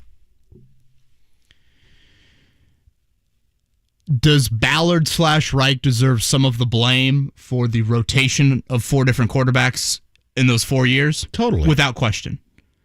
But the fact that you have had 4 different quarterbacks in those 4 years and you finished 5th, 16th, 9th, and 9th in scoring, that to me indicates you've got an above average play caller. That's fair. In the NFL. You've done that with, I would say, less than average talent at wide receiver and tight end during that time. Like, if you were to stop, you always play this game, Jake, about stopping a fan on the side of the street. If you would have stopped a fan on the side of the street in 2018 and said, hey, season ticket member for the Colts, you're about to go through a 5-year period of 5 different quarterbacks. Your best pass catcher during that time will be an aging T.Y. Hilton and an aging Jack Doyle and I guess a very young Michael Pittman. And yet your team is going to finish, if you average out those years, 9th or 10th in the league in scoring over that time. That fan probably takes it. Again, considering the quarterback turnover, considering the lack of weapons. So I just feel like play calling, I think, is difficult. I think there's an art to it. You're trying to set things up in the first quarter that you want to come back to in the third or fourth quarter. Obviously, the defense is playing their own game of chess. And as I said earlier, the usage of Hines, the lack of usage of Hines on Sunday, a total indefensible move by Reich. But I think for the most part, his play calling is above average. It's more of the CEO head coaching responsibilities in getting your entire operation ready week in and week out, overseeing the entire football team, canceling practice on a Friday last week that was predetermined on a Tuesday, continuing to start off slow. The Colts haven't won a game in the month of September, Jake, since 2020. They go back to the 2020 season for them to win a game in September. Those are more of my issues with Reich, less to do with just his play calling. I'm telling you, I'm gonna keep banging this drum. I do think they're going to win Sunday. I also think that if they don't, and if they get blown out of the building, then you have to say, okay, if they don't play for Frank Reich Sunday, when are they going to do it? Right? Well, what if they play for him? They just can't keep up. What if they lose by 20? Yeah, you know what I'm saying, though. Strong effort, but they still. Yeah, I mean, the Chiefs. Then that's probably on Ballard, right? But. Mm-hmm. You know what I'm saying, though. If they go out and you're just like, well, if they look like they did against totally incompetent, you know what I mean? Jay says compare the red zone numbers efficiency to their total scoring. I mean, you got to get to the red zone. I would guess the red zone numbers are not. What about what's it called in the now? top 10? The low red zone? Am I saying that right? You sound like you're ready to be on like the Ringer podcast. Is it the deep red zone or the low red zone? He was diving deep into Pro Football Focus. Isn't one of them terms the other I think day. it's high red zone or low red zone. I think those are the two. Okay. You have an opinion on that part of the field? Yeah, the low red zone, that's a body wash from Old Spice, right? You know what I mean? Now with charcoal, yeah. What's that? The charcoal, like they have the charcoal like body wash. You brush your teeth with charcoal? I have. I'm a big Irish Spring body washer. Yeah, Irish Spring's good. Are you a bar soap or liquid, body wash for sure? Liquid all day. Really? Yeah. Never liked the soap. No, I'm breaking the bar, dropping the bar. Not good. I have an issue where I go like 5, like bar soap, liquid, back to bar, shampoo, conditioner. Like it's a whole process. I mean, it's hard to look this good and smell this good all the time. Oh, but I do what I can. No, bar of soap, no thank you. Just big no thanks. Okay. George, you got some thoughts on Frank Reich as a play caller? Yeah, good morning, fellas. George, are you a bar soap or liquid soap guy, George? Oh, absolutely a bar soap guy still. Heck yeah. George sounds like a guy I want carrying the ball on 3rd and 1. George, you drink PBR, don't you? Back in the day, sure. Now I diversify my diet a bit more. So, little hard liquor here, a little PBR, There we go. A little bit of everything. I like that. George, am I an idiot for thinking Frank Reich's a decent play caller? You're not an idiot just for that, Kevin. But no, I'm joking. I would say no. I think he is a good play caller. I think he is an above average play caller. I also don't think he's one of the best play callers. Think of, like, we've had lots of opportunities, specifically in the red zone, inside the 5 or 10-yard line, where we haven't capitalized. And not only have we not capitalized, but the play calls have been atrocious. Yeah. So a little bit too cute in that area. Excuse me? A little bit too cute in that area. Yeah, a little bit too cute. Back to comments earlier in the week, like he really outthinks himself sometimes, I think. Last thing I'm going to say is, listen to him the other day talk about the audio clip you played about Hines and not getting Hines the ball more. If you listen to him, I don't even think he believes himself anymore. Well, I couldn't get Hines the ball anymore because we're focused on getting JT the ball. Well, in the middle of third quarter, JT had the ball 5 times. I don't think Frank believes himself. I think the fan base has lost confidence. And most importantly, I think the players have lost confidence in Frank. Could we beat KC this week? Like, we might. The Vegas number indicates the Colts are going to make this a ball game. But regardless, it's the same thing this year that it's been the last 2 years. We're playing from behind. We're playing catch-up. It's a bigger trend. And, keep up the same thing. If we want the same result, keep up the same thing, and that's really kind of what we've been able to this point. George, a lot of great points there. Thank you. George, I want to watch a game with George. Can we get together and watch a game, George, sometime? Yeah, let's do it, bro. I'll get some PBR out just for that. I'm serious, man. The hard liquor and PBR will be sitting there ready for us, right, If George? you have my number, George, you text me, and I will watch the game with you over, maybe not this one, but some game this year. You and I will watch it over. I know where there's PBR on draft. You'll love it. We'll make sure you don't have a test the next day, though. Hell yeah. You guys can debate bar soap. George, rankings. send me a text. Fitch goes, Kevin, yeah, that is an idiotic thought and statement. Goal line toss to Taylor at Buffalo in the playoffs. Wildcat on the goal line this year. Putting Andrew Luck out at wide receiver and having Jacoby throw the ball 10 feet over his head. Yes, Frank is an idiot. You know what? Here's the thing. There's a gold standard of play calling in this town, Kevin, and it's hard to live up to. It's hard to live up to, admittedly, right? But what they need more of, what they truly need more of, is Griff Whalen taking snaps on punt plays, right? Colt Anderson to Griff Whalen, baby. Colt Anderson down there. You flank McAfee out wide right. That's the gold standard. You talk about getting cute, right? That's the greatest play in the history of the National Football League. It is. Honestly, it should be in Canton. I'm not sure why there's not a wing in Canton to that play. I get it. There is a lot of criticism, rightfully so. And to George's point, and Fitch said it a little bit more eloquently, there are clear issues. And inside the red zone, you have problems. But what's the response to 5th in scoring, 16th in scoring, 9th in scoring, 9th in scoring with 4 different quarterbacks? Frank Reich didn't do anything to help you out in those areas? I still think, man, you raise a good point of, does Matt Ryan suddenly look old?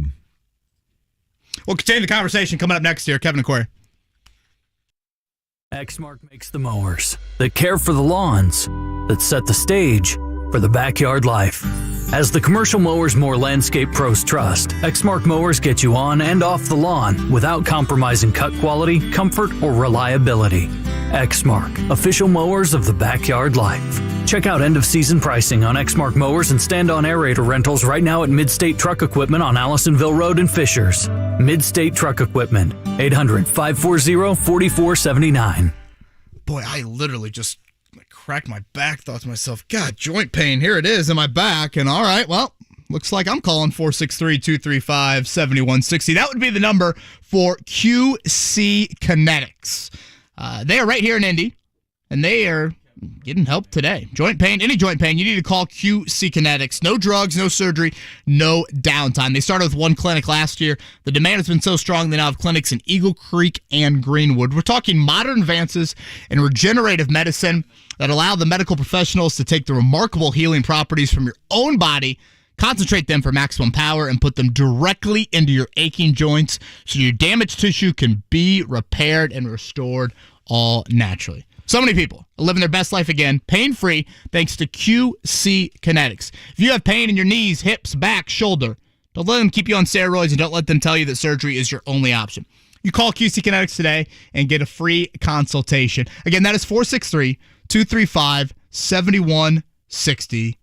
QC Kinetics, locations in Eagle Creek and Greenwood, 463-235-7160. Huber has it. Hubler has all the top brands: Chevy, Buick, GMC, Ford, Acura, Honda, Mazda, Nissan, and more. And every new vehicle includes a 10-year, 200,000-mile warranty. Looking to sell your vehicle? We'll pay you top dollar, even if you don't buy ours. Take it from Brooke Hubler. You can get a car anywhere, but you can only get a warranty like this at Hubler. 10 years, 200,000 miles. Visit drivehubler.com. Warranty available on new vehicles except certain models, not transferable or available on leases. Copy of the warranty is available for review at the dealership. What separates high school sports from other athletic programs? We keep education in front of athletics. I'm Paul Knighty, Commissioner of the IHSAA, and I'm thrilled to introduce our new Assistant Commissioner, Janie Elmer, because I know she shares the same passion for education-based athletics. That's right, Paul. As a former principal, teacher, and Hoosier student-athlete myself, I understand firsthand how high school sports provide a complete educational experience for students. The real benefit of playing in the second classroom of high school sports isn't just about teams becoming better athletes. It's about them becoming better people, building character and developing the habits they need to be successful adults in life. Accountability, teamwork, respect, perseverance. These are just some of the life lessons learned on the playing field. It's good to have another passionate advocate for education-based athletics on the team. Welcome aboard, Assistant Commissioner Elmer. This is the second classroom. This is education-based athletics. This is your IHSAA. There's never been a better time for football fans to join the huddle with BetMGM. Sign up today and place a $10 pregame wager on any pro football team to win. If any player scores a touchdown in any pro football game, you'll win $200 in free bets regardless of your wager's outcome. Just use the bonus code THEFAN200, that's all one word, capital T, capital F, when you make your first bet. Get on the field and find out why nothing beats a win at BetMGM. Download the app or go to BetMGM.com, and again, use that bonus code THEFAN200 to win $200 in free bets if any player scores a touchdown in any pro football game. Visit BetMGM.com for terms and conditions. Must be 21 years of age or older to wager. Indiana only. New customer offer. All promotions are subject to qualification and eligibility requirements. Rewards issued non-withdrawable free bets or site credit. Free bets expire 7 days from issuance. If you or someone you know has a gambling problem and wants help, call 1-800-9-WITH-IT. Indianapolis, at Geico, our employees' careers matter to us. Well, finding the right career matters to me. Look no further, Becca. Geico offers training support because your growth matters. Your hopes and dreams matter. Even the way you sing to your plants because you believe it helps them grow matters. You said it. Growth matters. Grow, grow, grow your leaves. When it comes to your career, what matters to you matters to Geico. We're now hiring claims and customer service agents. Apply today at careers.geico.com/Indianapolis and let's get growing. Red Sox, Yankees, Sunday Night Baseball. The action begins at 7 on 93.5 and 107.5 The Fan.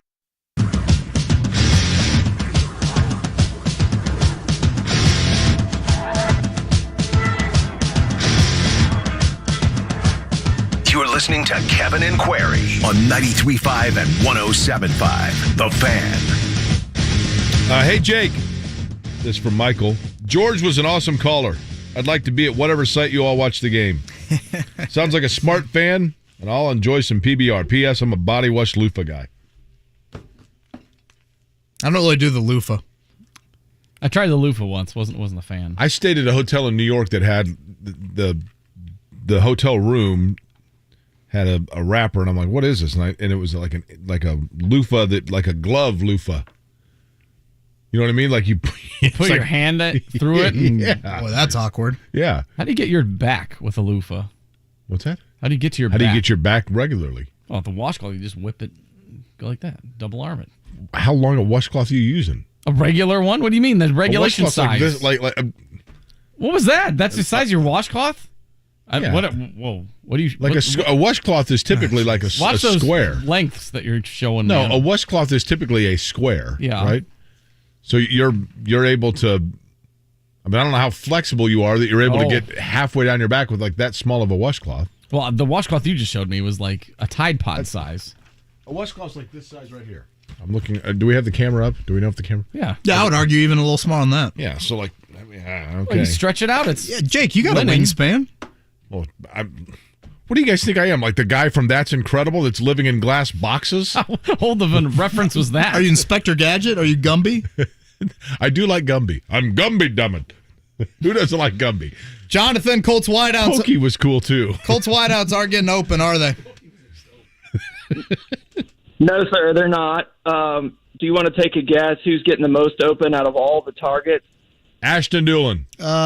Is it Kylan Granson? It is. He's the only one with over 2 yards of average separation on any given play, and it's ridiculous. Yeah, and it's been pretty he's pathetic. a hybrid build. Yes, and Carson Wentz dealt with the same thing. He's at 66% now with Washington. His completion percentage was in 62-something. But it's not a Matt Ryan problem. It's not a Frank Reich problem. It's just seeing, do I want to throw incompletions or interceptions if you're Matt Ryan? And I don't think the play calling lacks creativity. It's just you don't have enough athletes and weapons. And I've been seeing Ballard as the Colts' main problem for years. Yeah, Jonathan, thank you for that call. Right there, Jake. Personnel, Matt Ryan, Frank Reich. 3 separate issues. You could call them issues if you wanted to. I agree, Jonathan. Personnel first for me. It is wide receiver, tight end personnel. It's hard to argue that. We brought up who Carson Wentz was throwing the ball to on Monday now in Washington. It's a far better group than what he's got here. Hell, think about who Carson Wentz threw the ball to last year here. Hilton, Pascal, Doyle. Not acting like any of those guys were in their prime years and number 1 targets, but they're better than what Matt Ryan's working with right now. I wonder what Chris Ballard thinks if he's driving in. It'd be kind of late in the morning, right, to get in? It definitely made me think. And I mean, Bowen, every time I freaking read or listen to Bowen, it's like a constant freaking barrage of wideouts. I have not heard from Chris lately. Well, I take that back. He did text me when Max was born. And Irsay's rolling in this morning. This one for Mr. Gilmore. Did he distribute those desserts yet? What were those desserts? I don't know. They looked awful. It looked like a pistachio. Like, the last thing I want is fancy desserts. The last thing I want is, I have a theory. Give me a warm chocolate chip cookie and call it a day. I have long had a theory that you could open a restaurant right now. We could get a small space over either near the garage or on Mass Ave, and we could, as long as we had rectangular, nice white china plates, we could slab down 3 squares of Sheba cat food with a drizzle of Hershey's chocolate syrup over it and tell people it's a rare exotic pate, and there's 22% of the population would go, oh, it's amazing. Mr. Gilmore. They would say, actually, if I said, here are the 3 entrees and one of these is for your defensive backs, Mr. Irsay, he would then say, this one for Mr. Gilmore. You know, for as good as I thought Gilmore was in week 1, man, last week, Evan Ingram, he owned him on 3rd down. You say Lewis, Mark? Yeah, Lewis. Lewis, you want to talk a little quarterback? Oh, yeah, I just see that Ballard has totally checked out when it comes to quarterback and receiver. I don't think he values those players. And the thing is, I don't understand why he doesn't, is because he was there when they drafted Mahomes. I know. Or maybe he was just the guy that was like, you know what, I'll take care of the O-line and D-line and draft those guys and evaluate those guys. Because I heard him say on the air that if I do draft a quarterback and he's no good, I'm going to get it from you guys anyway. You can't have that mentality as a GM. Yeah, you it's have to try. I couldn't agree more with that, Lewis. I think you're spot on. There's a hesitancy. Scared might be too harsh of a word. I think I'd like Lewis to come to my beer party with George. Can we get Lewis? You want to come too? He's already gone. I think Lewis will be there. Yeah, there's a hesitancy. There is a afraid of the repercussions. You might say that. And when you go Band-Aid, you're going to run into some risks, and the Colts have ran into it. So yeah, I could not agree more with that. If you look at any of these teams right now, especially the 2 best teams, I mean, I guess Miami's currently undefeated, but Buffalo and Kansas City are the class of the AFC, both of them. And I've mentioned this before. Someone asked me the other week, Kevin, can you expand on your quarterback theory? Like, are you advocating for a tank? When Andrew Luck retired, Jake, and Jacoby Brissett was the quarterback, and you went 7-9 in that 2019 season, you sat there the next draft at 13 overall in the draft. When Kansas City drafted Patrick Mahomes, I believe they started that draft, I think, at 27 overall. When Buffalo drafted Josh Allen, I think they started that draft at 12 overall. Right. So at 13 overall, you're in the top half of round 1. He was taken 4 spots ahead of Josh Allen, right? Darnold. Quentin Nelson. But they had Andrew Luck. One spot. Was it only one? Nelson went 6 and Allen went 7. Oh, that's right. They slid out of 3. That's Buffalo right. That's traded right. up to get Allen. You had the Jets trade. Yeah, the Colts traded back from 3 to 6. The Jets traded up. But what I'm getting at 13 overall is in that draft, and I think Mark mentioned this yesterday, how great that draft was. Joe Burrow goes 1, but you've got Tua going 5 and Justin Herbert going 6. So that first offseason after Luck retires, you're 8 picks away, 7 picks away from where Tua and Herbert went. That is your time as a franchise to say, us drafting 13 overall is not where we want to be, and we don't think we're going to be there in the future, but we're here now. So it's an opportunity as a franchise to not mortgage the entire future of a draft pick, but to trade up in that situation. Yes, you wouldn't have gotten DeForest Buckner, but if you could have gotten, and I get it, Tua, we're just 2 games into it, and as so you it's mentioned probably with too Tua, unfair. but Kevin, as you mentioned with Tua, there was still a lot of question mark about Tua, and so what did they do? They went out and got him weapons and said, okay. Yep. And now all of a sudden it's like, holy cow, Tagovailoa for 450 yards and 6 touchdowns. Kudos to Miami. And you know what? Buffalo did it, Jake, early in the Josh Allen tenure and going and getting Stephon Diggs. Correct. A huge trade. And that has been a marriage stud. made in heaven, right? Absolute stud. Zach Keefer joins us here in about 5 minutes. Put on your helmet. It's about to get real. Hang on, Colts fans. It is Ryan Bird. What'd you think of the Colts? Exactly what I thought. It's an average team in a bad division. Likely wins the division because it's so horrendous. They're just not a team that can compete with the Bills, with the Chiefs, with the Chargers, with the Bengals, and there's probably a few more teams that they really can't compete with. Dan Dockage, weekdays noon to 3 on 93.5 and 107.5. The Fan. College football coverage this Saturday on The Fan is brought to you by Marshall Mechanical Heating and Cooling, your trusted independent American Standard heating and air conditioning dealer in Johnson County. Ball State football is back at Schumann Stadium on October 1st as the Cards take on Northern Illinois. Get tickets at ballstatesports.com or call 888-BSU-TICKET. Chirp, chirp. Verizon Connect has a new AI dash cam with dual cameras. It's sleek, simple, and easy to install. Oh, and did I mention it's AI smart? It'll give your team real-time alerts. Tailgating. And each video is automatically classified and sent to your team, giving you context to help coach your drivers. Best yet, it seamlessly works in one platform that tracks your vehicles, dispatches jobs, and much more. See how Verizon Connect can help manage your fleet at VerizonConnect.com/radio. All right, start NFL Week 3 off right with a no-sweat same-game parlay with FanDuel, America's #1 sportsbook.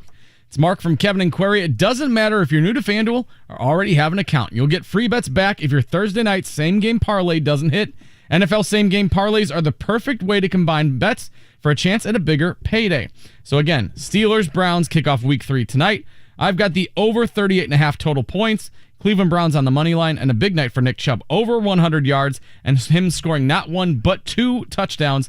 A $10 bet right there will pay out over $133 if it hits.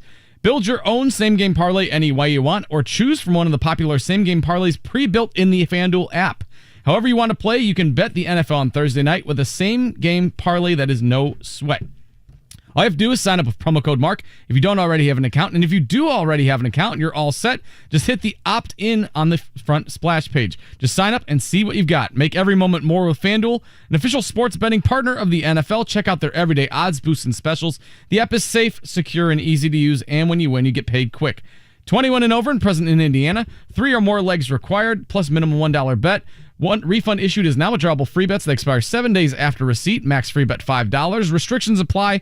See terms at sportsbook.fanduel.com. Gambling problem? Call 1-800-9-WITH-IT. It takes everyone in the community working together to create a brighter future. Give, advocate, volunteer, live united. Visit liveunited.org to learn how you can help. Football is back, and so is your chance to win with BetRivers Sportsbook app. Featuring our new multi-game same-game parlay. Combine the action of multiple same-game parlays in one bet for more action and bigger payouts. Bet the spread, bet the over, bet player props, and more. Throw in daily odds boost plus award-winning customer service, and it's a touchdown. Download it today. Must be 21 plus. Available in Indiana only. Void where prohibited. Terms and conditions apply. apply. If you or someone you know has a gambling problem and wants help, call 1-800-9-WITH-IT. 93.5 and 107.5. The Fan. WIBC HD2 W298BB. WIBC HD3 W228CX Indianapolis. The Colts host the Kansas City Chiefs in the home opener. Coverage Sunday morning at 10 on 93.5 and 107.5 The Fan.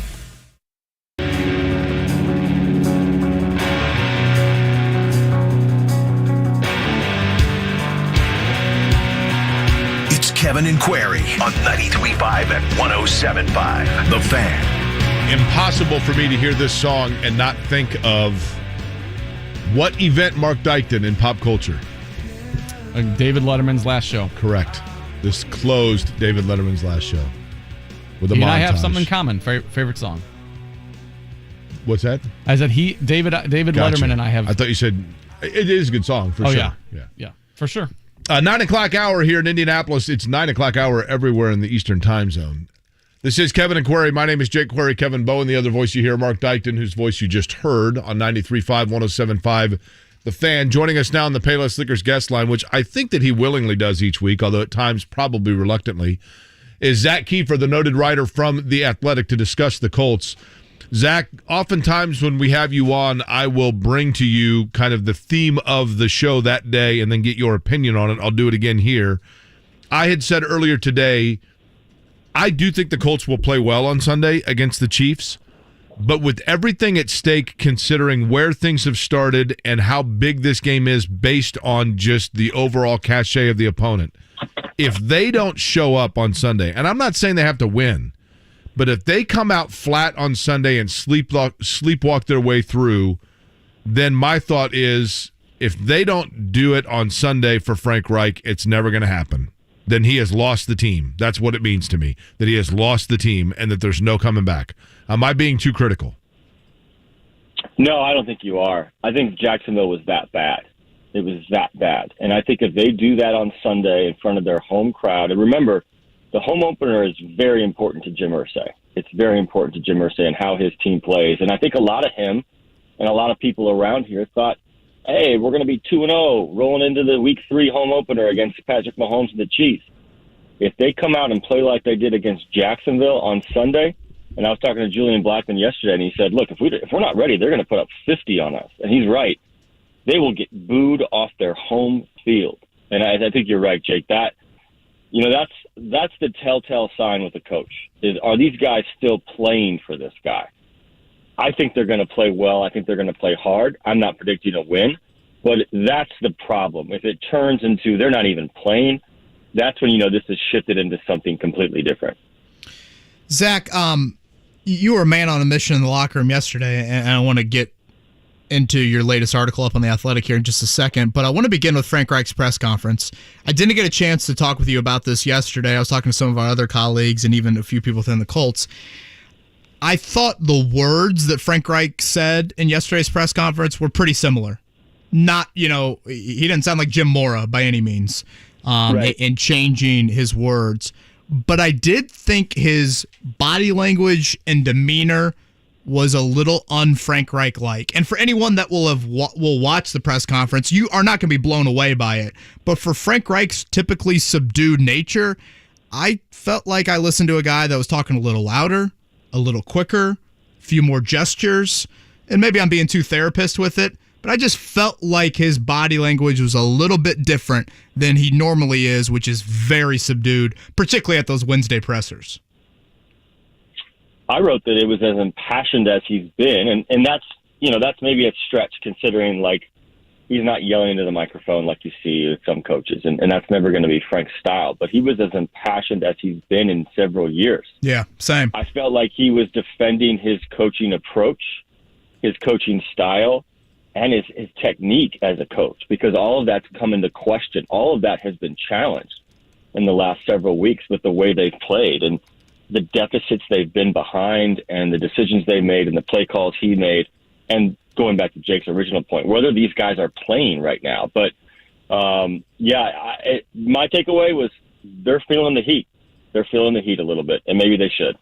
And then your latest, you did go around the locker room. You talked to a ton of guys, just the general vibe you got from whether it was Julian Blackmon to Quentin Nelson to whoever else you're able to talk with? Yeah, I basically threw out this question: what the hell is wrong?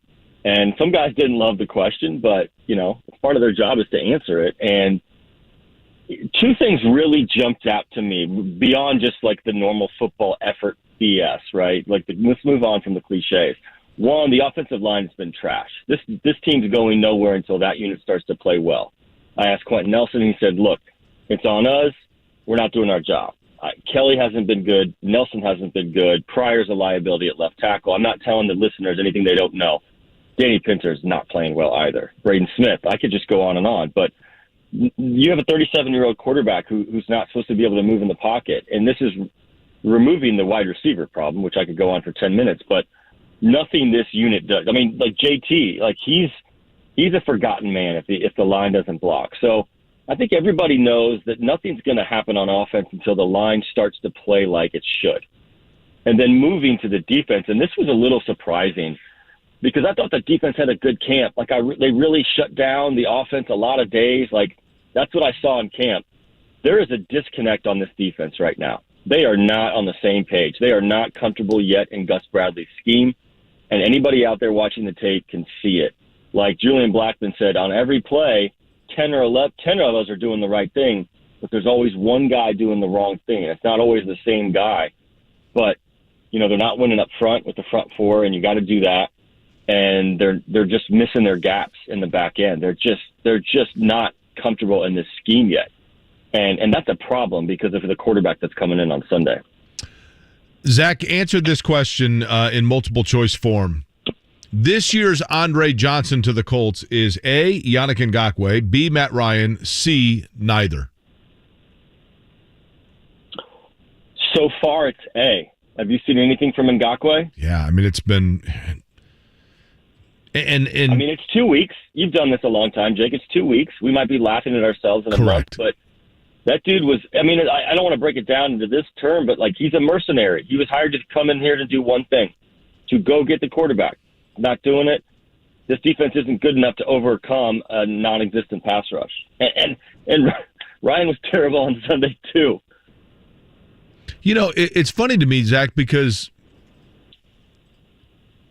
And I'm going to pick on Chris Ballard. I promise you this is not like some sort of, I'm not trying to just constantly bag on the guy, but when the wide receiver or the offensive options question came up to Chris Ballard so much, it was almost like he would always divert it back to, but we got to get pass rush. I got to get in the trenches. I got to get pass rush. So if you don't have any receivers out there, if you got Weekend at Bernie's playing three guys alongside Michael Pittman, that's fine so long as the ends justify the means and you go, but you know what? We got the two best lines on both sides of the ball in the NFL that we're watching here. Yeah. But that's not the case, right? So it's like... Don't have it. Right. Where the hell is the pass rush considering they went out literally and that's all that they seemingly have stockpiled for 2 years? Am I just out of my mind? Am I the old guy yelling at clouds here? No, you're speaking for a fan base that's frankly fed up. Right? I mean, how many times did I ask the wide receiver question in March, in April, in May after the draft, in August? There's not a whole lot else I can do. I talked about it with JMV and enough to fill an entire show about the problems at wide receiver, but moving to the trenches, like you said, if you're going to be all about the trenches and then be all about the trench and get it right, because you're investing $42.2 million of your salary cap this season. That's the highest chunk of any offensive line in the NFL, and you're getting no return. I mean, they're not good. They're below mediocre right now. And the defensive line, outside of Kwity Paye's 2 sacks, have done nothing. Those 2 sacks late in Houston. So if you're going to be all about the lines, then be all about the lines. But this speaks to a bigger problem, Jake. When your very best players are a left guard, a running back, and an off-ball linebacker, that's not the recipe that wins in today's league. And so when you have your best player being an offensive guard, that doesn't impact the game tangibly as much as a quarterback or a receiver. JT, as good as he is averaging 1.3 yards before contact. He's the best in the league at what he does. But if there's nowhere to go, it doesn't matter. Like, was JT a factor Sunday? He's the best player on the field and didn't really impact the game, and that's because of the position he plays. And then this is nothing nobody doesn't know out there, but they need 53 back on defense in the worst way. They need him schematically. They need his fire. They need his takeaway ability. Like, I thought they would be fine against these two opponents without 53. I was completely wrong. They desperately need him back on the field Sunday. I'm not sold he's out there Sunday, Zach.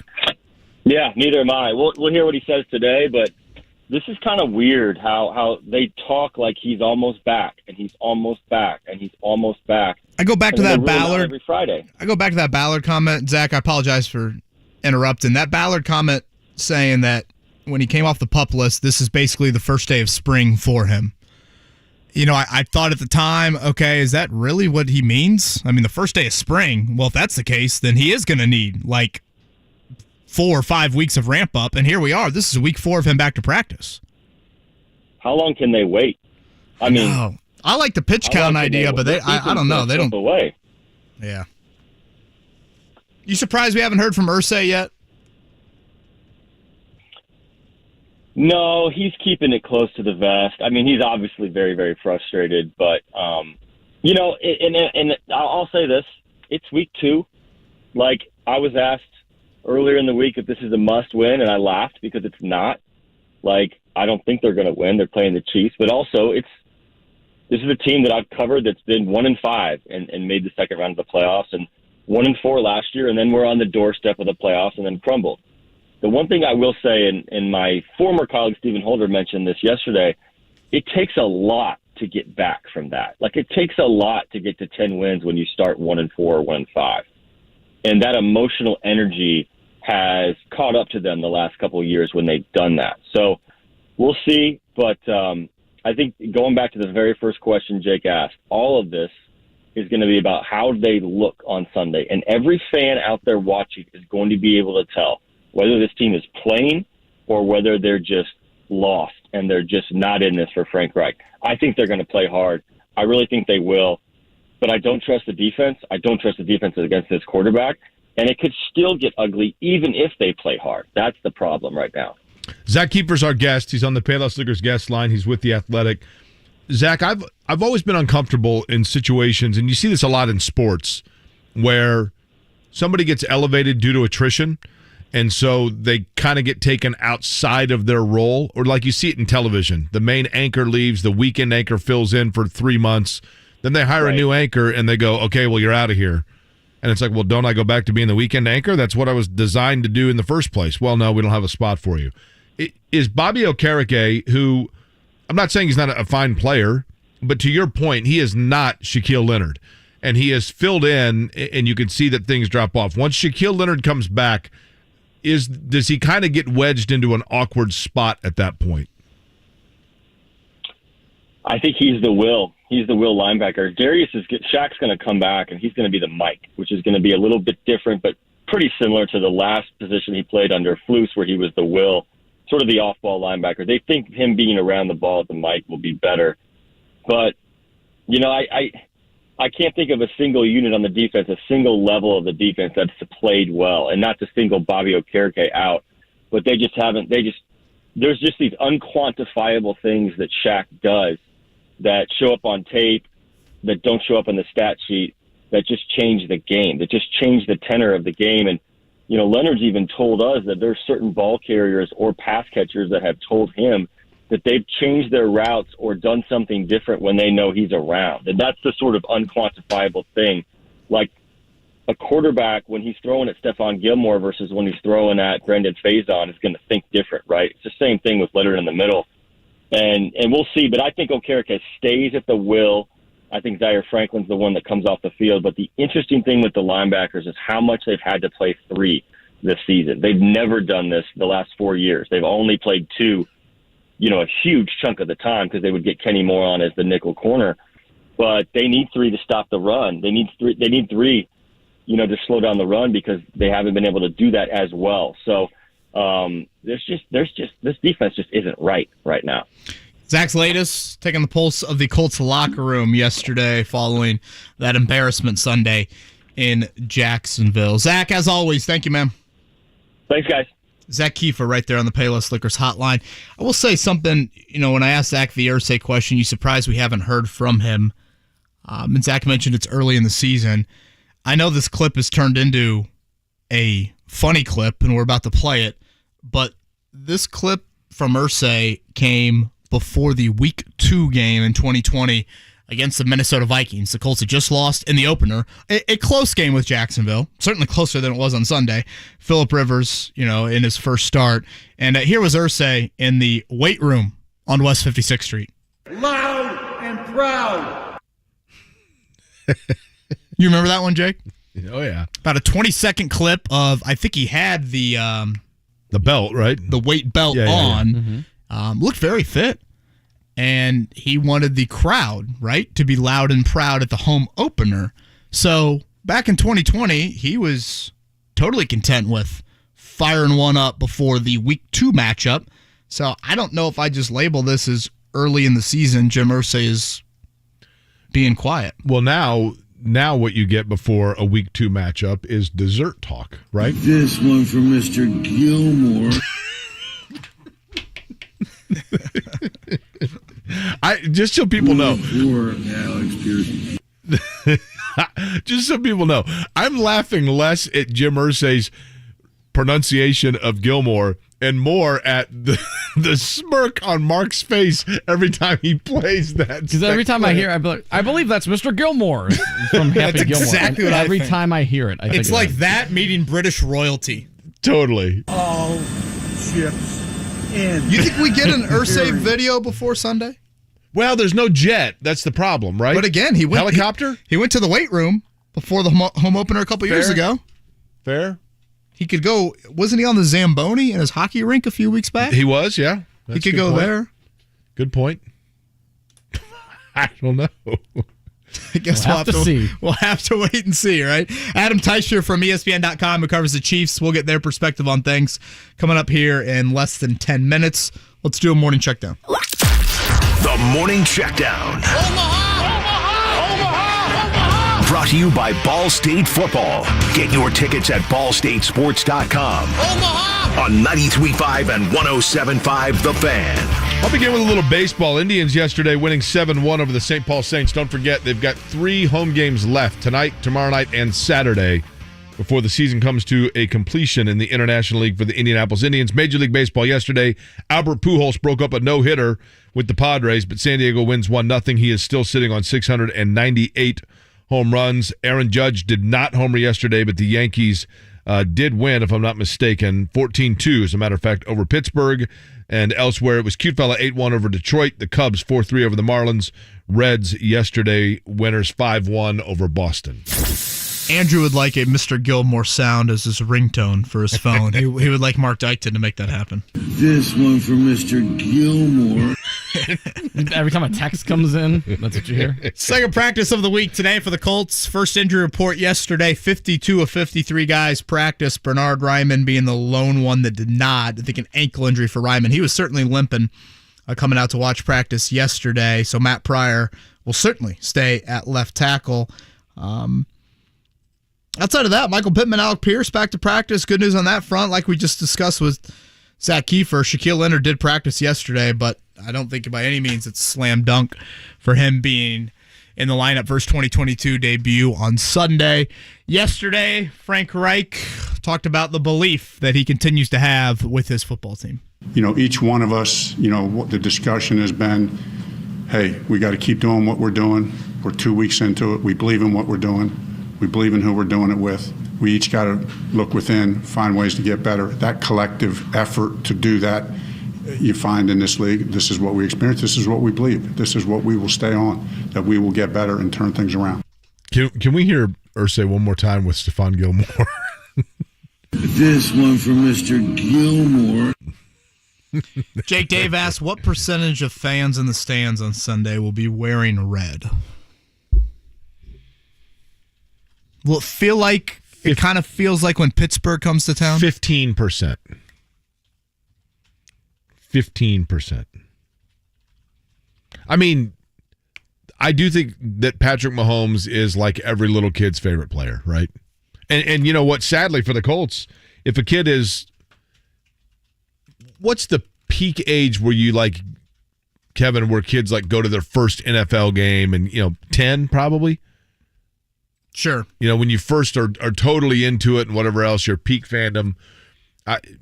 The average 10-year-old kid in Indianapolis has no recollection of when Andrew Luck played here.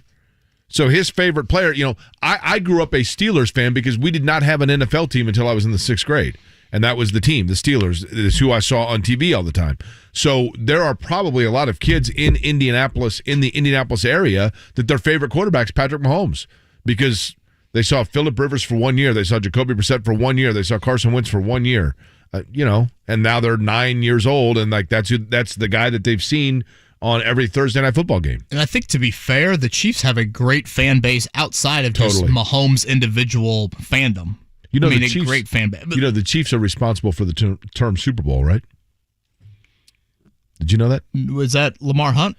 Correct. Lamar Hunt's daughter had a Super Ball, a small rubber ball, and so he used that and parlayed it into Super Bowl. He's the one that coined that term. Because I remember that 2013 wildcard game here, obviously the thrilling comeback by the Colts. There was a ton of red in the building for that one. And now I get that's a playoff game. I do think that the Chiefs have. I mean, I've got a couple of buddies that from here in town that grew up and they were Chiefs fans. Some of them, if they were, listen, I'm going a little bit older here, but I know a couple of people that are Chiefs fans because they loved Lenny Dawson, because they were Purdue fans, that kind of thing. It's not entirely. And look, it's a cool franchise, right? And I've heard from, I would say, a decent amount of Colts fans that are like, oh, yeah, when the season tickets came out, we sat there and said, we will sell our Kansas City tickets and go to the rest of them. Yeah. And pretty much get close to coming out, even on it. And I think after watching the first two games, if you were on the fence about that, you might have sided with, let's put those up for sale. All right, Adam Teicher from ESPN.com, who covers the Chiefs. He joins us next here on Kevin Ngakoue. Our average client received over $54,000 with a simple cash-out refinance. Learn more today at thehomeloanexpert.com. NMLS number 1326241. Tune in to The Ride with JMV 3 to 6 p.m. Monday through Friday for a chance to call in and win tickets to see Luke Combs on April 1st at Lucas Oil Stadium. Your family's health is a top priority. The Active 6 study is conducting research to help people who have COVID-19 stay out of the hospital and feel better faster. Learn more at active6study.org/radio. The NFL action is in full swing at DraftKings Sportsbook app, an official sports betting partner of the NFL. We're talking touchdowns, big plays, and even bigger wins. New customers can bet just $5 on any NFL team to win and get $200 in free bets if they do. And if that's not enough, everyone can boost their winnings with DraftKings stepped-up same-game parlays. Right now, for every leg you add, you can boost your winnings up to 100%. With payouts bigger than ever, why bet on football anywhere else? Download the DraftKings Sportsbook app and use the code 1075FAN to get $200 in free bets if your team wins and when you place a $5 bet on any football game. That's code 1075FAN, only at DraftKings Sportsbook app. Must be 21 or older, Indiana only. Bonus issued as free bets, one boost per eligible game. Opt-in required. Parlay and wagering restrictions apply. Eligibility and terms at DraftKings.com/football terms. If you have a gambling problem, please call 1-800-9-WITH-IT. Hellsberg Diamonds presents The Guy Who Got It Right. Tim needed an engagement ring. He did research, listened to hints from his fiance's friends. She wants a lab-grown, oval-cut, and white gold with a halo. And he went to Hellsberg Diamonds. At Hellsberg, Tim found an incredible selection of high-quality, lab-grown, and natural diamonds. He also found the ring she really wanted. Nailed it. She is gonna freak. Be like Tim. Find the ring of her dreams at a Hellsberg near you or at Hellsberg.com. Ask now about special financing offers. It's the BullseyeEventGroup.com Colts VIP Tailgate presented by Hayes & Sons Restoration. All you can eat, all you can drink, 3 hours before kickoff inside the Bullseye Event Center right across the street from Lucas Oil Stadium. Get your passes today. BullseyeEventGroup.com for the Colts VIP Tailgate presented by Hayes & Sons Restoration. All you can eat and the food presented by Food Network Chef Aaron May. Bullseye Event Group offers indoor and outdoor climate control lounge seating for a VIP tailgate experience. All ages welcome. Go to BullseyeEventGroup.com and get your tickets now. Those who've built their own financial success know that moving forward requires not just the right tools, but an in-depth knowledge of how to use them. That's why Edelman Financial Engines gives you a dedicated wealth planner supported by a team of experts. We know a modern wealth planning relationship demands human insight powered by advanced technology. Our advice is tailor-made for your personal goals, and our investment management approach is based on Nobel Prize-winning research. We model more than 38,000 securities, so we can better stress test your portfolio through thousands of scenarios. See what we can build for you. Call 888-899-4450. That's 888-899-4450. Or visit efewealthplanners.com to get your complimentary financial plan. Edelman Financial Engines. Built for those who built themselves. The Indianapolis Colts have just been shut out. Well, that didn't go according to plan. Jaguars 24, Colts nothing. Now there's good news and bad news. The good news, the Colts return to Lucas Oil Stadium on Sunday. The bad news, Patrick Mahomes and the Chiefs will be there too. Sidearms it for a touchdown. Game day coverage starts at 10 a.m. Matt Taylor has the kickoff at 1 o'clock on your home for Colts football. 93.5 and 107.5. The Fan.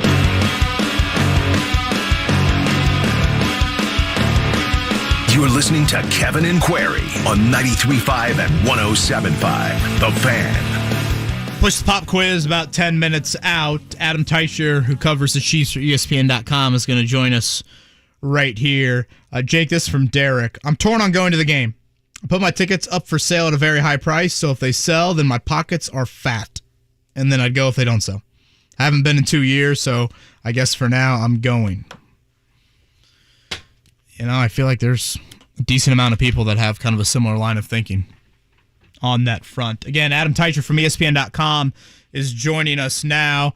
Adam, I don't know how plugged in you are if you've heard from people, but do you expect a decent amount of Chiefs fans in the building? I mean, for the eastern part of the state, this is probably one of the few drivable games that the Chiefs will have outside of obviously going to Arrowhead. Yeah, Chiefs fans generally do these days travel pretty well. So, yeah, I don't know anybody personally who's going, but I do know that they had quite a few. There was a lot of Chiefs fans in Phoenix for the Arizona game a couple weeks ago. So I would expect there'd be a pretty good showing for the Chiefs in terms of their fans on Sunday. You know, when you look historically speaking, we'll begin, Adam, with Patrick Mahomes and that offense. You know, Gus Bradley has seen them before. But when you look at the Chiefs, and I don't see them week to week, so I wanted your opinion on this. Do they make many adjustments, or are they at the point kind of like we saw with Peyton Manning's Colts of, look, we know we're good, we know what we do, try and stop us? Or do they schematically alter things based on the opponent week to week? Oh, yeah, they'll adjust as, or try to adjust, let's put it that way, depending on who they're playing and the strengths and weaknesses and all that. So I can't tell you what they've got cooked up for the Colts on Sunday, but they'll have, at least they'll try to have something ready to go specifically for Indianapolis. He's Adam Teicher from ESPN.com, and he covers the Chiefs. He's with us here on the Payless Liquors hotline. What have you seen in the first two games, Adam, about changes offensively without Tyreek Hill? Is it a little bit more of a methodical passing game approach? I don't even know if that's the right word to use, but what, if any, changes have there been? Yeah, not as big play. Excuse me, not quite as explosive. At least, small sample size through two games, but they haven't been, that kind of quick strike team, but still very efficient, maybe more efficient. It is, again, a small sample size, but they've been, not as explosive, but, still able to get the ball down the field and score some points. So, that's, not a dramatic change right now, maybe, but I'm eager to see how this is going to work over the course of a long season. What is Kansas City's weakness? If you are the Colts right now, you are looking at tape of what, saying this is the area that we have to exploit. Yeah, defensively, they lost one of their better playmakers. Willie Gay, one of their linebackers, was suspended for 4 games this week. he was a guy that was all over the field. He was a real problem, a real handful for opponents in the first couple games because of his range. I mean, he really covered some ground and was, kind of one of the biggest playmakers they had, and now he's gone. So now they're going to Darius Harris, who's been mostly a special teams guy. I think there's probably something to attack there if you're the Colts. So that's one area you're looking at. They play a lot of young guys in the secondary. That's another area that maybe you want to look at to see if you can maybe confuse them and get a big play or two that away. When the Chiefs have the ball, their running game has been it just not very consistent. When you look at the raw numbers and you say, well, it's not too bad, but last week against the Chargers, they ripped off a 50-yard run, and other than that, it really wasn't much of a factor. So, the Chiefs can struggle at times running the ball as well. Their short yardage game has been on offense has been pretty bad. At least it was against the Chargers last week. I think they were 1 of 5 on 3rd and short. So. That's an area they need to get cleaned up, and maybe the Colts can, take advantage there. So, there's certainly some things to pick on. Adam Teicher's our guest. He's on the Payless Liquors guest line. He covers the Chiefs for ESPN.com. Adam, sometimes I like to play word association, like we did when you were a kid and you learn different words and then you have to say the first thing that comes to mind. I'm curious from your standpoint as somebody who covers the NFL but is not in this market. When I say right now in 2022, the franchise Indianapolis Colts, the two teams within the AFC that you think of in that same category in terms of their level of competitiveness and the tier they're on is who? So you want me to put the Colts on a level with another team? Correct. From your perspective. Like for me, Kansas City, I would say, okay, Buffalo, and that's probably it, right? Maybe the Chargers. But for the Colts, you think of them in the same breath as who? Well, 2 weeks ago, I would have, obviously, I would have had a different answer for you than I do right now. And I'm just wondering whether Matt Ryan is washed or whether he's just doing the new quarterback struggles thing and he's going to get this thing figured out.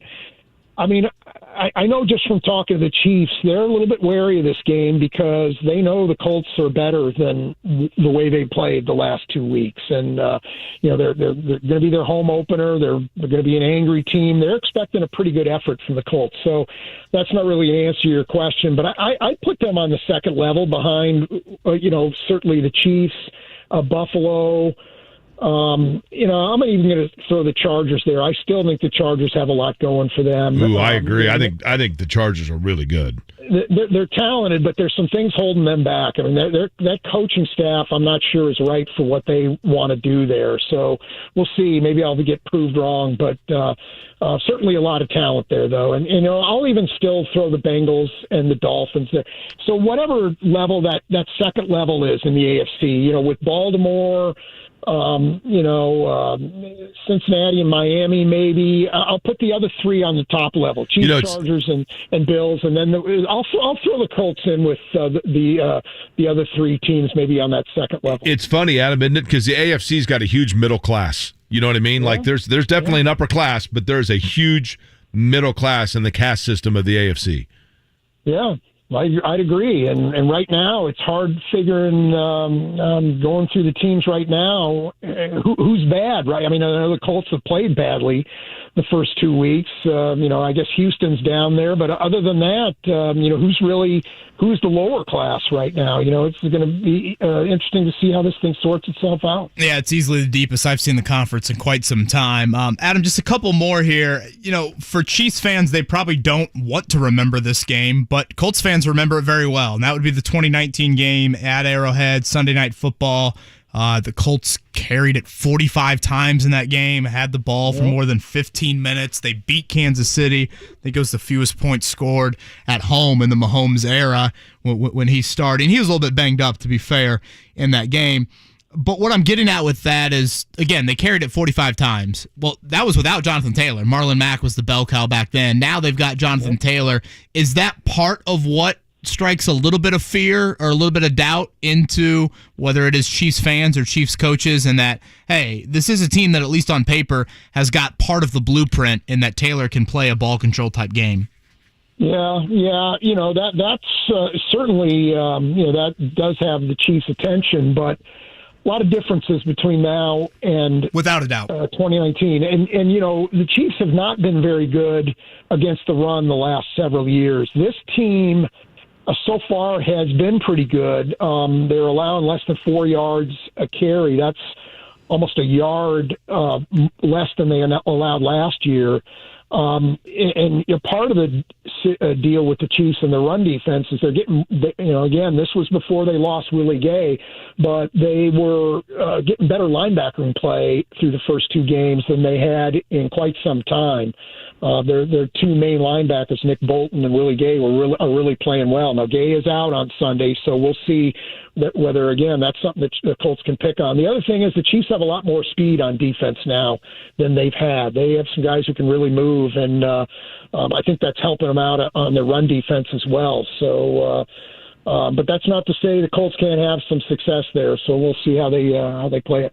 Last one for me, Adam. Purdue fans will certainly want an update on how George Karlaftis has done here in his rookie season. Yeah, he's done a nice job through 2 games. Doesn't have any sacks yet, but he's done a nice job getting some pressure, and the Chiefs are happy with him. He'll play a lot on Sunday, so he doesn't always start. They have another guy, Mike Dana, they use in there sometimes, but he'll play a lot. So definitely, I think the long-term his future looks pretty good. I think he'll have a nice career with the Chiefs. Adam Teicher, ESPN.com, where you can read his work. Adam, I've always said for people in Indianapolis, if they're looking for a weekend getaway, Kansas City, a lot like here, same kind of people, same kind of restaurants, and a lot of history and heritage and great folks there. I love the Plaza, love Kansas City, and appreciate your time this morning. Hey, good stuff, guys. Talk to you next time. Appreciate Thanks, Adam. it. Nice guy. Adam Teicher from ESPN.com. Kansas City is very cool, Kevin. I've never been, but I have heard great things. I think a couple items to note on what Adam said there. Jonathan Taylor related, the ability to run it. Willie Gay, their linebacker, suspended this week. He's been a really big bright spot for them early in the season. And then their injury report is not long, but one of their defensive linemen, I think he just mentioned him, actually, Michael Dana, is on the injury report. So I do think that is the one area where if Kansas City, you're going to call them a weakness, it would be, can they stop the run? And it's ironic, in the Mahomes era, the Colts have faced the Chiefs twice.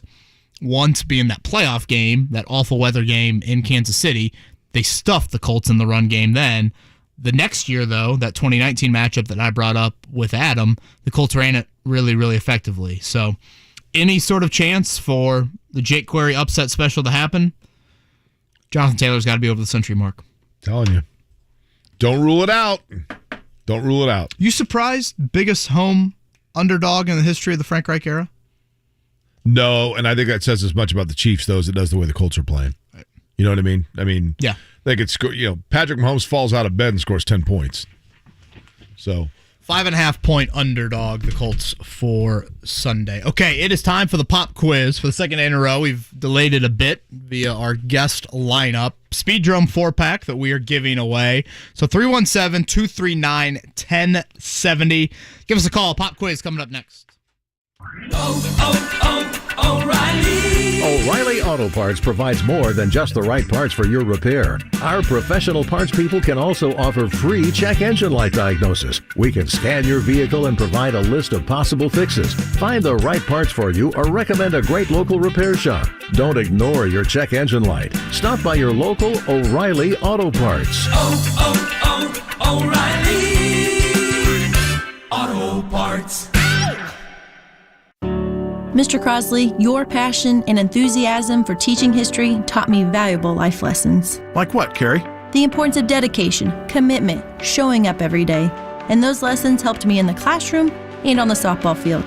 I'm Carrie Rosati, IHSAA Assistant Commissioner, and this is Pat Crosley, my mentor from Roncalli High School. As an educator, I always care about the whole student, from their academic success to their character development to their athletic performance. That's why I love supporting students outside the classroom at athletic events. It showed me you really cared about me as a person, not just as a student. Having devoted coaches and teachers like you taught me accountability and motivated me in both my schoolwork and athletics. I showed up every day because you did the same for me. Thanks, Carrie. We can all support hardworking teachers and coaches by buying a ticket to your high school's athletic events. This is meaningful mentorship. This is life-changing leadership. This is your IHSAA. A new Dick's Sporting Goods warehouse sales store is now open in Meridian Meadow Shopping Center. Get ready to save up to 70% off thousands of items from your favorite athletic brands. Check out can't miss deals for the entire family, including tees, tanks, hoodies, sweatshirts, leggings, joggers, footwear, and more. Plus, new styles arrive weekly, so there's always more from the best brands. Check out your new Dick's Sporting Goods warehouse sales store now open in Meridian Meadow Shopping Center. Hi, it's Bob from Royal Spa. Soaking in a hot tub full of Epsom salts is the absolute best way to minimize everyday aches and pains. And we know all about Epsom salts at Royal Spa. Royal Spa hot tubs are the only hot tubs on the market that can safely and effectively use Epsom salts. Made right here in Indiana, Royal Spa hot tubs are the highest quality hot tubs on the market. Visit any one of our 3 Indianapolis locations or visit royalspa.com. Ah, Royal Spa. All right, start NFL Week 3 off right with a no-sweat same-game parlay from FanDuel, America's #1 sportsbook. It's Mark from Kevin and Query, and it doesn't matter if you're new to FanDuel or already have an account. You'll get free bets back if your Thursday night same-game parlay doesn't hit tonight. Same-game parlays are the perfect way to combine your bets for a chance at a bigger payday. Build your own or choose from among the popular same-game parlays pre-built for you in FanDuel's top-rated sportsbook app. So we've got the Steelers taking on the Browns. I gave it to you earlier. If you missed it by the last 2 times, here it is one more time. Over 38.5 points total. The Browns on the money line, and Nick Chubb to have a big night. Over 100 yards rushing, and not 1 but 2 touchdowns, courtesy of Nick Chubb. A $10 bet pays out over $133 if it hits. If it doesn't win, you'll get that money back in free bets. However you want to play, you can bet the NFL on Thursday night with a no-sweat same-game parlay. Just sign up with promo code MARK if you don't already have an account. And if you do already have an account, you're all set. Just head on to the homepage and hit the opt-in button, and you're ready to roll. Make every moment more with FanDuel, official sports betting partner of the NFL. While you're there, check out their everyday odds, boosts, and specials. The app is safe, secure, and easy to use. And when you win, you get paid quick. 21 and over and present in Indiana. 3 or more legs required, plus minimum $1 bet. Refund issued is now withdrawable free bets that expire in 7 days after receipt. Max free bet $5. Restrictions apply. See terms at sportsbook.fanduel.com. Gambling problem? Call 1-800-9-WITH-IT. The Colts VIP Tailgate is all you can eat an open bar for 3 hours before kickoff for all Colts home games by Bullseye Event Group. The Colts VIP Tailgate is the official tailgate for Colts fans on game days. Located at the Bullseye Event Center directly across the street from Lucas Oil Stadium. Go to bullseyeeventgroup.com for Colts VIP tailgates. All-you-can-eat food by Food Network chef Aaron May. Bullseye Event Group offers indoor and outdoor climate-controlled lounge seating for a VIP tailgate experience. All ages welcome. Go to bullseyeeventgroup.com for tickets today. Soccer Saturday featuring Indy 11. If this is your football, this is your show. Saturday at 9 on The Fan. Have you studied? Can you handle the pressure? Sharpen your pencils. It's time for the Pop Quiz with Kevin and Query. Brought to you by Jiffy Lube, Indiana's favorite oil change since 1985. By the way, a reminder that Jiffy Lube is committed to helping out those that help out the community. Don't forget that they love to reward Hoosier heroes that use their vehicle in order to help out people in the community. If you know somebody who does exactly that, you can nominate them at jiffylube.com/Indiana for the possibility of getting free vehicle maintenance for a year. Part of Jiffy Lube's commitment to bettering the lives for all of us here in central Indiana. Mark, do we have callers lined up? We have callers lined up. Well, one quick thing before we get to the pop quiz. Are the Detroit Pistons like all in now? Yep. Yes. Sure seems like it. You see what who they traded for? Bojan, right? Bojan Bogdanovic going to Detroit. For the well-traveled Kelly Olynyk, correct? Yeah, well-traveled is a good way to put it for him. Jake, I don't know if the Pacers have a rival in the NBA, considering everything on the court and off the court. Maybe and a present-day rival, obviously, Knicks, Bulls back in the day. It might be a little bit of Pistons, but I'm kind of looking forward to watching Jaden Ivey and Bojan Bogdanovic with the Pistons. Cade Cunningham? Cade Cunningham, certainly. Yeah, I was thinking more of the local ties. No, you're right. They got some good young players. And you play your division teams, is it 4 times a year? So you'll play the Pistons 4 times, is that right? Yeah, they play twice a year, right? Twice in each venue. That's the Mottman Bowl. So when the Pistons come here and play the Pacers on the 2-year anniversary of when Mottman and I's paths crossed. Oh, wow. So I think we're going to be... that is late October? October 22nd. Trust me, it's a date you never forget. But boy, a month from today, Jake. He's on call, I think. So maybe he'll have to leave like in the mid-second quarter. Get a page and have to leave. He won't be drinking the bat beers? Probably not. Over Gamebridge? You know, he told me his favorite beer is PBR. Really? Yeah. So maybe he can come with George and I and watch a game together. I've had a lot of PBRs over at that Tin Roof place right across the street, or kind of catty corner from Gamebridge. On draft? Canned, like $2. Got it on draft at Rockstone Pizza, 106th and Allisonville. Just so you know. Look at that. Jay Query knowing his. I do like some PBR. Okay, we've got the phone lines. They look to be crowded to me, Mark Dykton. Jake, a number 1 through 8. We will go with number 1. We never go 1. Fast fingers? Chris. What's up, Chris? All right. How are you guys doing? Chris, Chris. I had 7 roommates in college. The best one I had was named Chris. Well, that's a good thing. That's a great thing. Chris, do you use the bar of soap or do you use lotion, like liquid soap? Both. Oh, this is hygienic. You're versatile. You're hygienic, Chris. Okay. Yes. You're the Naheem Hines of soap users. Versatile. I like that. Chris, how old a fella are you, if you don't mind me asking? I'm 58. 58, okay. And you're a native of Indianapolis? Beech Grove. Beech Grove, okay. We'll speak slowly. Okay, here we go. No. Would you like for me or for Kevin to lead you off with question number 1? Jake, go ahead. Okay, here we go. Name the only Division I school in the state of Indiana that is unbeaten so far in college football this season.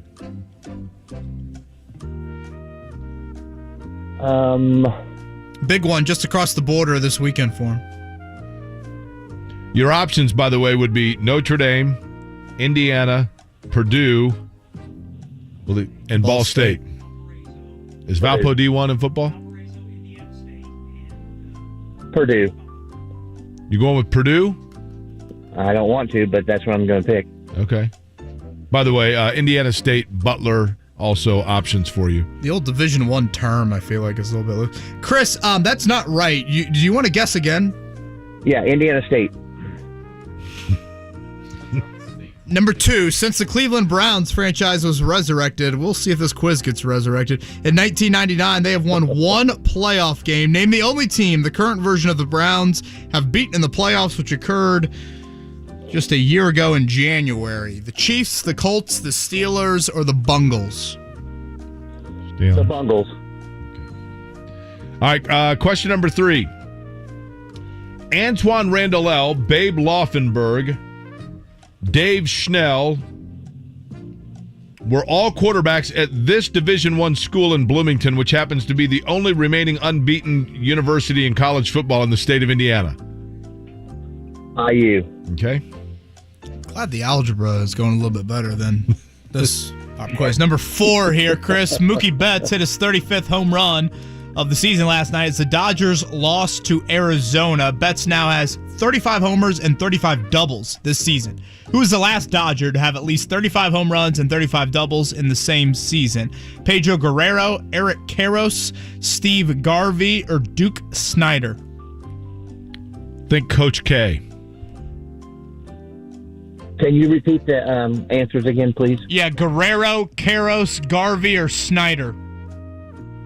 Garros. Question number 5. On this day in 1963, 46-year-old Nolan Ryan pitched his final Major League game.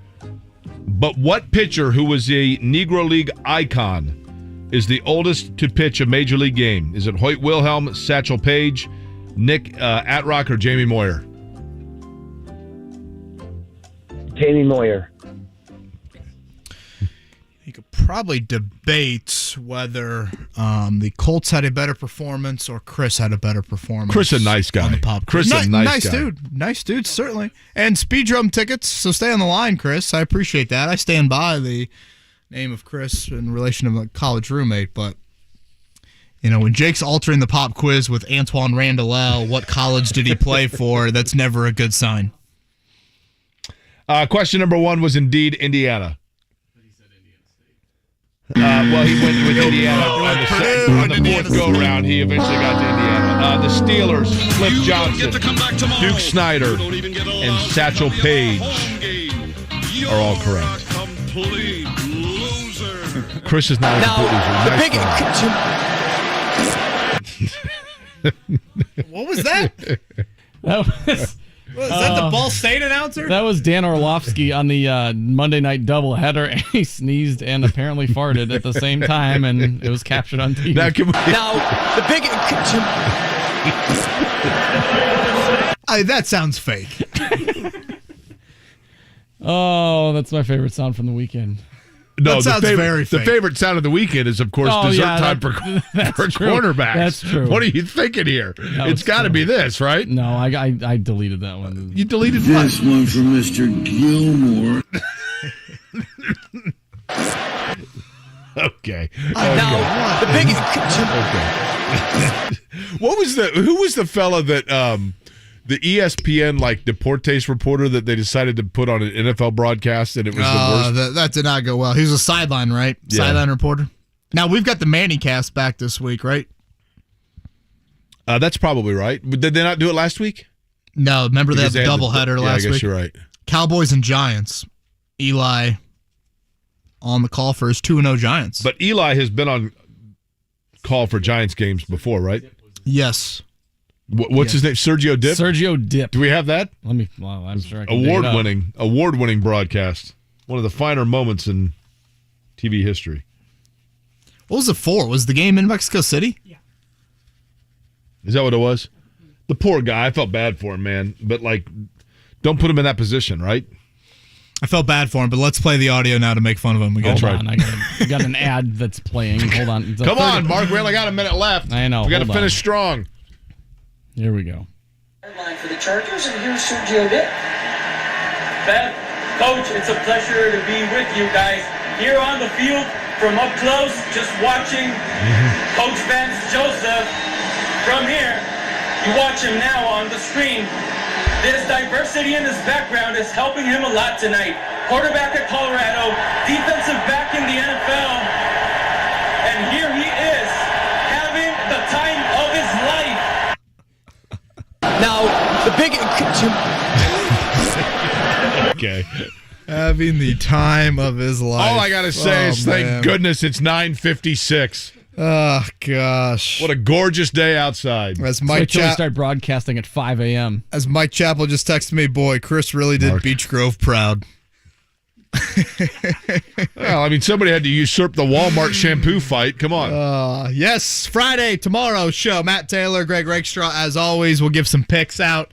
Big spread, IU Cincinnati. Will be interesting to see.